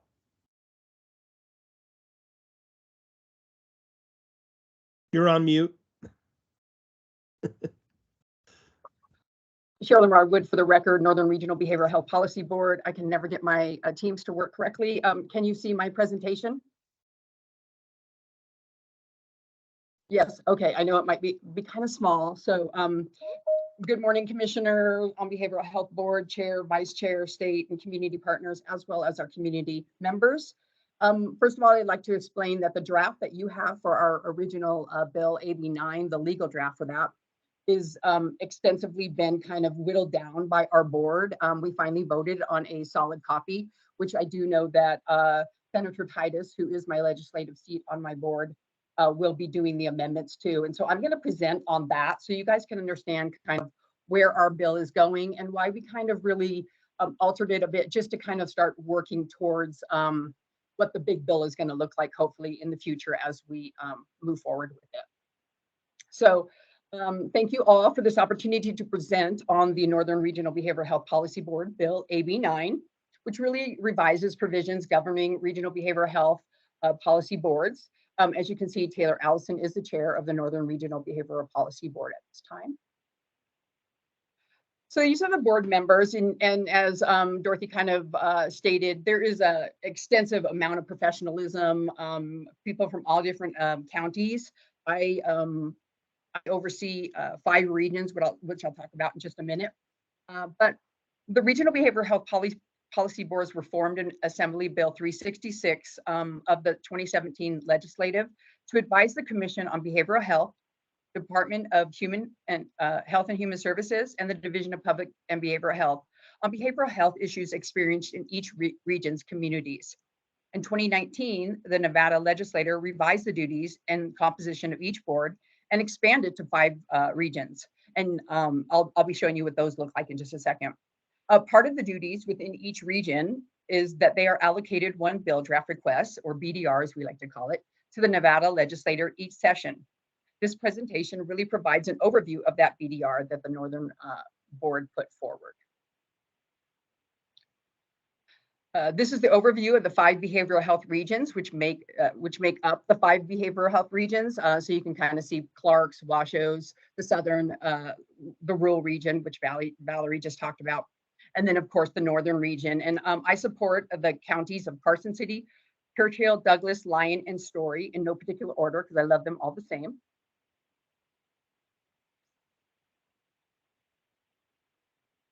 Where are we not there? This kind of shows what the board duties were written as at the beginning in NRS 433.295. And on the left there, you can see a quote that I keep sharing with people, because when we started talking about the bill as we were putting together for the draft, creating this behavioral health authority, Dr. Titus at one point said, we really need to talk about why these boards were created. What was that inception? What does that inception look like of why these boards were created? And so we really kind of took a step back and really looked at the duties that the boards already had in line, and you can kind of read those. I won't go through all them. And the intent of this bill was really to add language to solidify more board duties in statute and to give coordinators more of a tied relationship between the board and the coordinators, as well as the communities and all the counties that we all serve and support. Some of us have one county, some of us have 5, 6. So it just depends on the coordinator and which area we serve. The 22 board priorities really came about after several strategic planning workshops. And these were some of the priorities that were adopted, really looking at the regional behavioral health board infrastructure, affordable and supportive housing and other social determinants of health, behavioral health workforce with capability to treat youth and adults, which you can hear our boards are really gung-ho to do, as with Dorothy's and Val's boards and their bills. The development of sustainable regional crisis response systems that integrate existing local crisis stabilizations, jail diversion, reentry resources. This is a really big push in my behavioral health region, creating those MOST teams, those FAST teams, CIT teams. And I do know that we'll be coming back and talking about the programs and the work that we've done in the past with our annual report. So I'm really excited to share that with the commission as well as the county. Increase access to treatment at all levels of care, and then develop services to support continuity of care, continuation of medication, community health worker model, peers, things of that sort. And while the Northern Board recognized that not all of the board's priorities required legislative solutions, the regional coordinator, chair, and members of the board work closely with DHHS to provide recommendations and identify solutions to achieve greater outcomes with our priorities. The two areas that continue to rise to the top for proposed policy solutions were regional infrastructure and workforce, because without those two, our region does not have the foundation to improve in other priorities.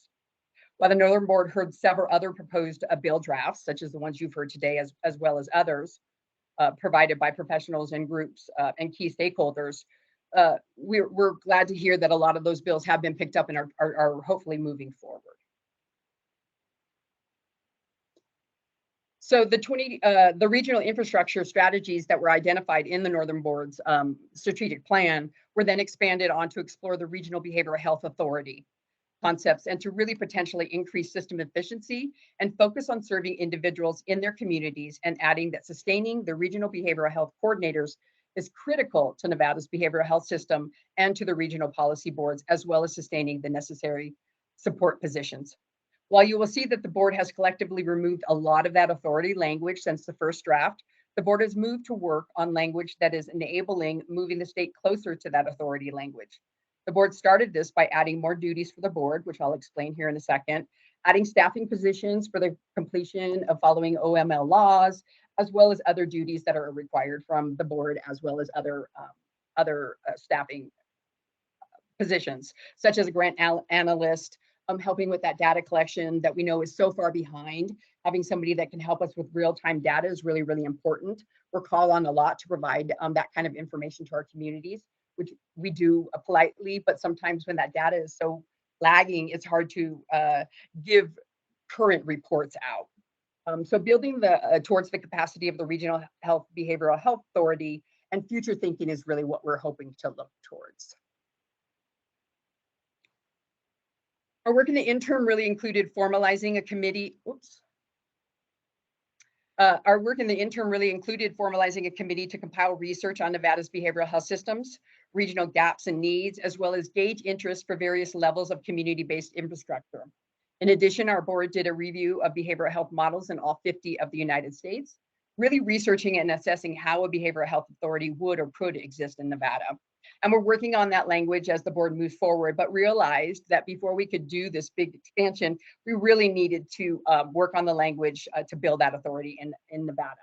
And you can see two of those reports, the 2013 Comprehensive Gaps Analysis of Behavioral Health Services and the 2014 Gwen report. They provided a lot of information back in the day. And if you read those today, a lot of that information that was reported out and those gaps and barriers that we had back in 2013 and 14, we still currently have today.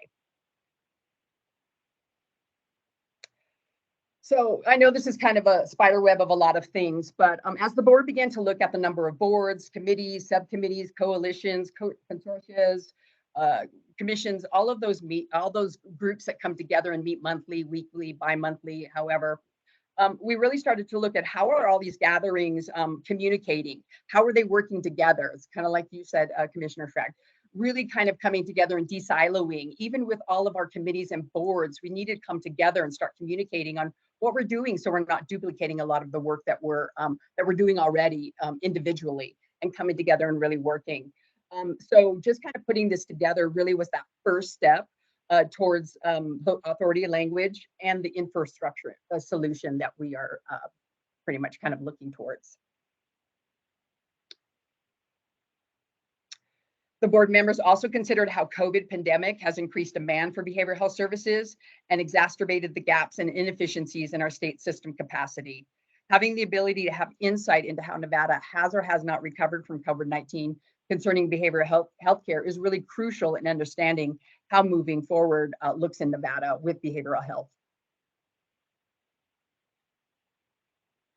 So the proposed solution for building infrastructure will aid in moving closer to that authority model, as well as sustain the coordinator positions, giving the behavioral health policy boards more skin in the game, all while monitoring for duplicated efforts throughout each behavioral health region that exists. And I'll go over those individually.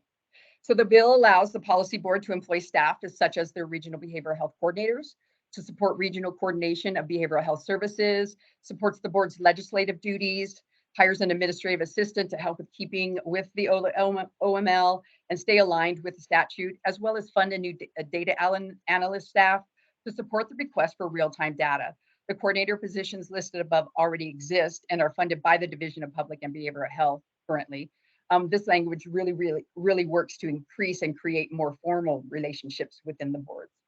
It also allows the sustainability for the regional coordinator positions that play a pivotal role in Nevada's communities. Notable accomplishments of the regional behavioral health coordinators include supporting regional most FAST and CIT programs, supporting millions of dollars in federal grants coming into the regions, such as the recent $5 million COSAP grant with the Attorney General's office, which we helped to write, as well as supporting the passage of legislation to modernize our behavioral health system in both the 2019 and the 2021 legislators with the updated language for mental health crisis holds. It also encourages cooperation between state, local, and tribal government entities and other persons and entities that provide behavioral health services in the behavioral health region. Identify the behavioral health needs of the community within the behavioral health regions, evaluate the quality of behavioral health services in the behavioral health region, resolve problems relating to such needs and services, and develop plans and objectives really relating to such needs and services. Meet with providers of behavioral health services within the behavioral health region and participate in the development and implementation of long-range plans for the provision of the behavioral health services in the behavioral health region. Also developed cooperative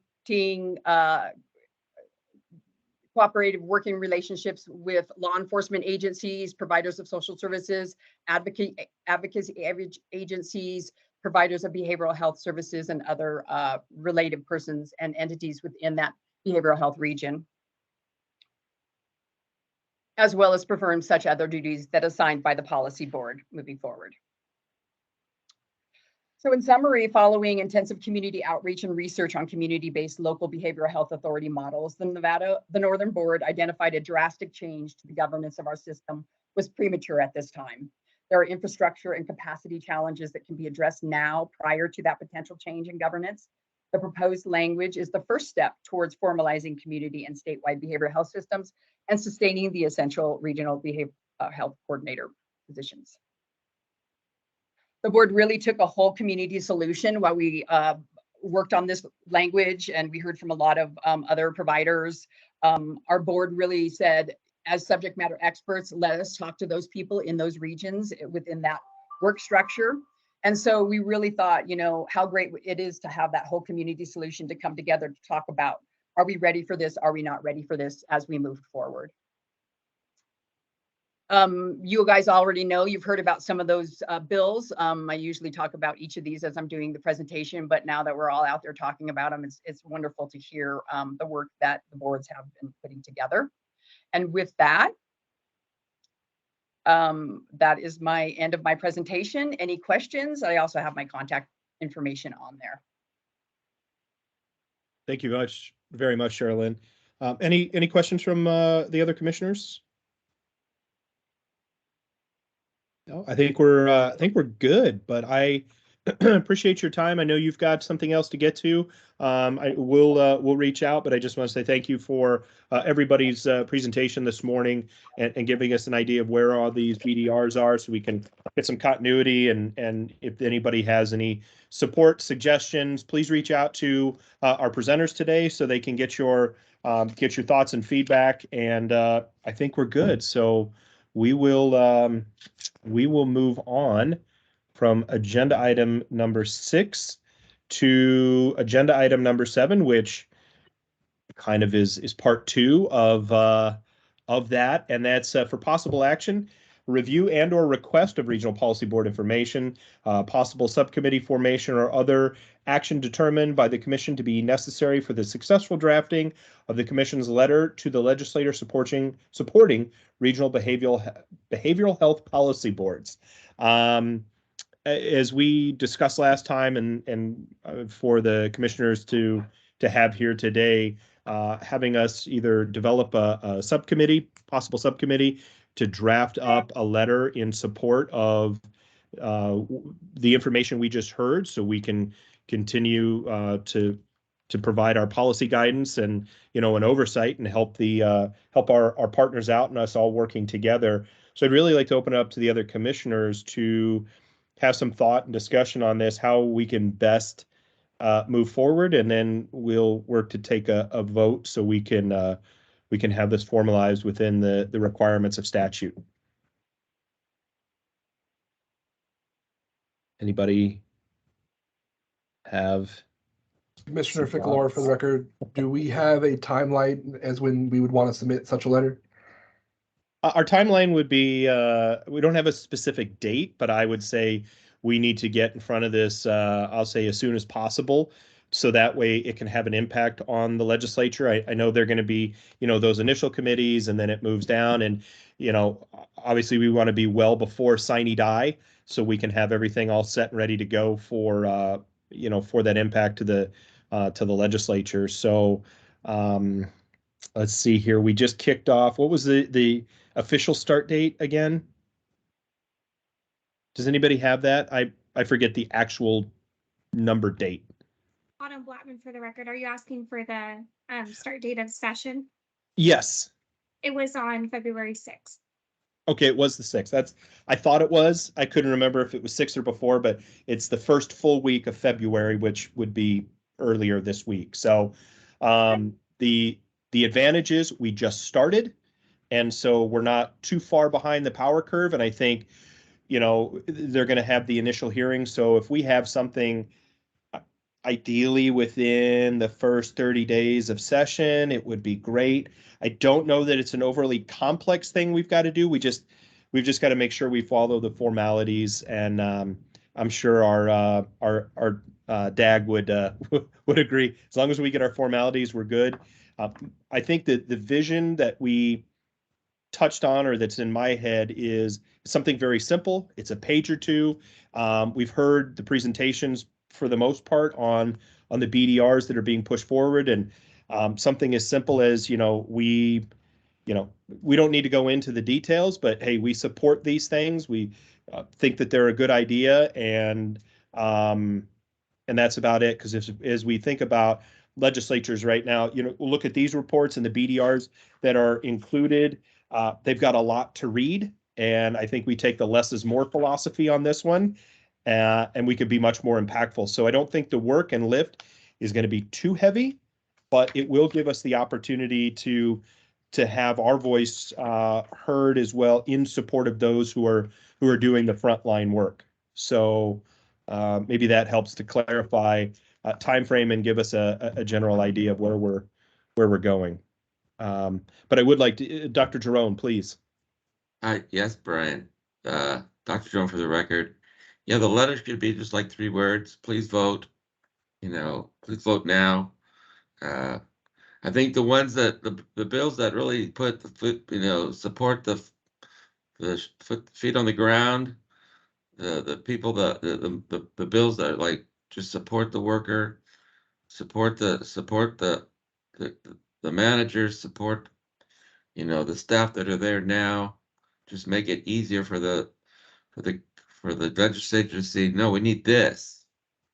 I think the less bureaucracy, the better, and the more, and sometimes it's like you need a czar. You need somebody to just come in and say, just do this, do this, do this, rather than that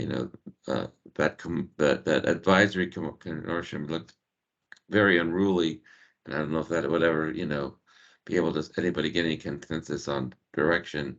But the idea is, yeah, because the legislatures are reading tons of material in these few months, and I think our letter is going to be like, okay, but if we can just keep it clear and simple that we support this, we support that, thank you very much, please vote, sweet and simple. It's my opinion. Absolutely. And if the DAG could weigh in on my next comment, just to make sure that we're doing this within OML. My question would be, do we want to form a subcommittee, or can we work through Autumn, making sure that we're not doing the 2 or more on various emails and things like that, but work through Autumn, having somebody on the team do an initial draft of something, short and sweet to the point, and be able to share that with us. And then we can, myself and Sherry and Autumn can work on that with, obviously within statute, that allows us to work on some of the fine tune, and then bring that to our next meeting, whether that's a special meeting or we add that on the child side, because we can move that, we can add that as an agenda item there, and then we could allow a vote, if you will, for that letter, and that way we can get it sent off right away. Because I don't remember our next meeting. And let me take a look here. It looks like, I'm not sure. I'd have to, I just need it. I can't do it real quick. So, Chair. Yes. Sherry Stevens for the record. Your next meeting is April 13th with DCFS, and with DPBH, it would be May 18th. Yeah, I think we'd need to do something special. That's too far out, obviously. Something in March, maybe no later than the end of March. Dr. Giron, yes, sir? Dr. Giron, wasn't there a meeting scheduled for the 23rd of March? That I honestly don't know. What I Ryan. So is your question for me whether or not you can collaborate on your letter to the legislature somehow? Several of you putting input into it, or whether and then providing the final for public. I guess that would kind of be it. Can we collaborate specific to this item and nothing else? And then for open meeting, making sure that we provide the final draft of that. I'm just trying to think of, without us all sitting on a open meeting for 2 hours discussing, and going back and writing on draft. Can we do that? Is that permissible? And part B of your question is, can you just do it through Autumn? Is that sort of what you're planning? Like, Yeah, you would all give ideas to Autumn. She would put it into letter form, and then you would vote on it at your next meeting. Is that kind of what I'm getting? Something to that, yes.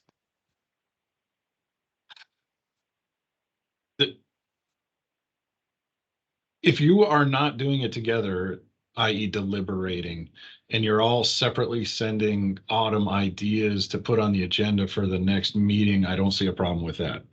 However, if you're calling each other saying, hey, I'm going to do this and you do that and you do that, and that would present a problem. All right. Commissioner Ficalora, for the record, it sounds like all of us emailing without consulting each other, we're all gonna say similar things. We're gonna it's gonna be a lot of redundancy. And I know we have to make an announcement to do a special session to craft it all together. So that's gonna kick out the timeline. But it just really just seems, a couple people in the room together hashing it out is gonna be the best option. Could we, Ryan, maybe I can readjust this, in Autumn, I'll get to you in just a moment. Could we, I think we're pretty much probably all in agreement, like, hey, something short, sweet. We as the commission, henceforth to wit, want to support these things going on. We support these bill drafts. We've already been briefed on them, so we know what they're about. We've got the information in front of us.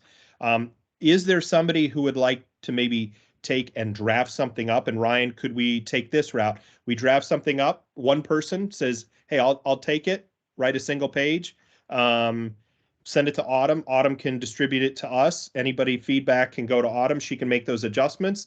We set up a special session, have that presented to the group and to anyone else. That way we can approve it according to OML. And then I can get a signature on it. We can fire it off within, say, 30 days. Would that be permissible, Ryan? Let me get this straight, just so I understand. You're going to create a point person. Correct. And you're going to get those ideas to your point person, who then is going to solidify it and get it to Autumn. No, I think we've already got our points. I saw a lot of nodding heads. I think we've already got our points identified, but we would have one person draft the letter, send it to Autumn. She would send it out to all of us. We would look at it. If there's any adjustments that we want, we send it to Autumn. She makes those adjustments or she and I do. As the chair, I believe that's permissible. She and I can work together. And then we set up a meeting where we could all come together and approve whatever adjustments that Autumn and I come up with. Okay. So it's not. Okay. Yeah, So it's not having or... a point that would then send out back and forth. It would be one person drafting, sending it to the executive, to myself and Sherry and Autumn. We work on the final, and then we go out for a special to approve and present it to the public. So the person drafting would not be you or Sherry? No, I would look if somebody else would like to do it. How many people are in your committee? Well, this would be, yeah, I think we've kind of already, as the nodding heads, like it's just a very simple letter. I'm just wondering if, I'd like to give somebody else the opportunity rather than just Autumn and I. There really wouldn't be much of a committee or Commissioner Mosby? Okay, so how about this? Commissioner Mosby would draft up, we have the ideas already here. She would draft up a letter for consideration, send it to Sherry and Autumn and I, or to Sherry and Autumn. We would look at it and we'd set up, I would approve internally, and say, okay, I like this. We'll make adjustments, and then we could go out to, we'll set a special session from there. Is that? Yeah. As long as the people involved do not add up collectively to a walk-in quorum, right? And it sounds like it's it's Commissioner Mosby, it's you, it's Sherry, right? Essentially, yes. Yeah. Okay. Yeah. Okay. That's fine. All right. Fantastic. I think yes, Autumn, and then Commissioner Mosby and. For the record, Autumn Blattman. So if you did want feedback from the other commissioners before the meeting, I believe we can do that as long as I'm sending it to one person at a time, not collective. So if you wanted to do that, I think that would be okay for my separately. Yes, it would be separate. We wouldn't be on a stream, like we wouldn't be all together. But Commissioner Mosby, I know you had your hand up. I think we all know, I think we're all on the same page here. And I believe through open meeting, we could, when we come back together, I think it would be very easy to say, I approve this letter with this specific adjustment. Autumn, Sherry and I can make that adjustment, and then we could send it out. So I think it's a quick process. So that would be awesome. And Dr. Giron, I saw your hand, but Commissioner Mosby, any thoughts before we move to Dr. Giron? I do. I think, sorry, Autumn just verified that, but do we have any previous letters from this that we supported that I can have a draft? Just look at it. I'm talking about one letter, just one page. Do we have anything in the past from sessions? Autumn Blattman, for the record, I can look in our files, Commissioner Mosby, and if not, then I have our contact, Joseph, that I can reach out to if needed. Perfect. Great. Dr. Giron? Did you had your hand? Thank you, Natasha. I think that's a wonderful thing, and I think I think that letter will be quick and it will be to the point. And I agree, Brian. I think this is a good idea, and we get it done. Great. All right. I guess then, would anybody like to make a motion to have Commissioner Mosby draft the initial letter of support on behalf of the commission for review by myself, Autumn, and Sherry, to then be placed on a future agenda item for approval at a special meeting? Would anybody like to make that motion? Commissioner Ficalora, I would like to move what Chair Schrag just said. Is there a Commissioner second? Cooper, I second. What Fantastic. All in favor, aye? Aye. Aye. Any nays? All right. Any abstentions? All right. So what I just said, that's what we're going to do.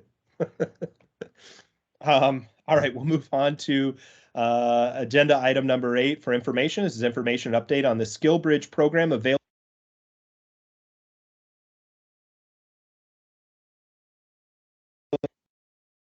I don't know what just happened there, but I guess we'll approve based on what I just said for agenda item number 7, and we'll move forward with that. And we'll move on to agenda item number 8, which is information and update on the SkillBridge program available through Department of Human Resource Management. And I believe Lisa is here today for that. Actually, for the record, Annette Altman, HR officer for DPBH, will be providing some information. I don't like Fantastic. following all those lovely presentations because I don't have one. But I guess I'm not sure what information is needed. At the state level, they are exploring a number of different ways to deal with our staffing issue, having a 20% vacancy or higher in most locations.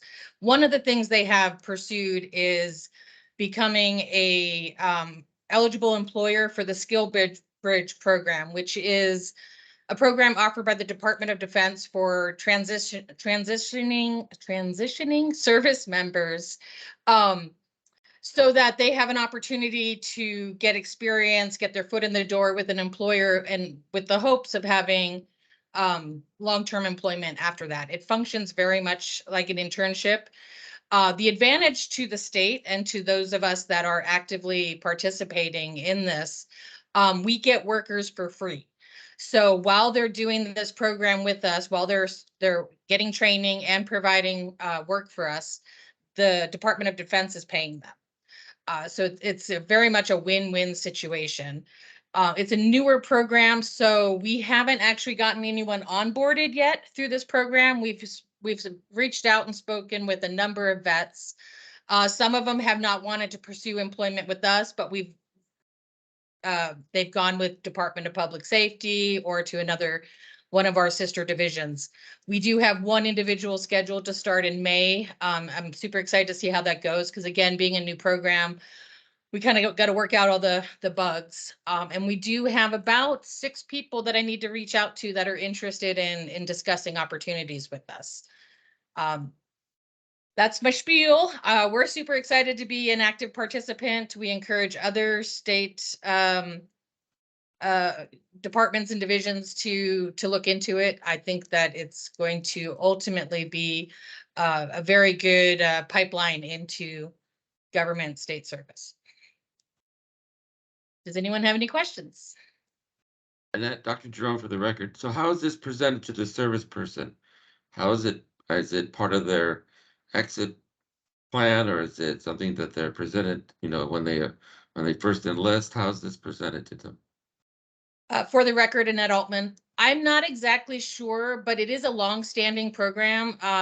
We are new to it, but the SkillBridge program has been in existence for a while.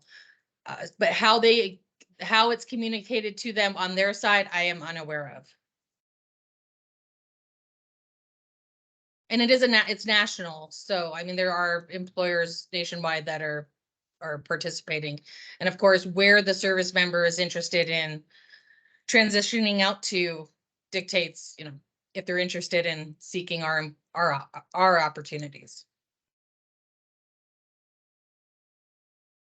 This is Commissioner Cooper. I think this is special and wonderful and amazing, and I am so excited about this. So I really thank you for presenting to us and sharing a little bit about this program. Absolutely. For the record, Annette Altman, that was my response when it initially came out last year that they were pursuing becoming an eligible employer. I was on board right away. Fantastic. Thank you very much. Any other questions for Annette this morning? No? All right. I think we're all in agreement. It's pretty exciting, and we look forward to. Would love to hear more. Let's, I don't know, maybe in 6 months, this fall, kind of get a status update. I think 3 months would be too soon, but let's definitely look after the summer, because I'd love to hear how, and I think the rest of the commissioners would too, how that's having an impact. What's going on? What adjustments? You know, how can we expand that process and impact? So. Excellent. Thank you so much. Fantastic. All right, we'll move on to agenda item number 9. It's an informational item. Update on the implementation of the 988 National Behavioral Health and Suicide Crisis Line. Shannon, the floor is yours. And I'll let you Rochambeau who's going next. So Shannon, just give me 1 second. This is Autumn. I'm gonna pull up your PowerPoint for you. Thank you. Thank you, Chair. This is Shannon Scott. I'm the Crisis Response System Program Manager for the Bureau of Behavioral Health, Wellness, and Prevention. And I will let Autumn pull that up.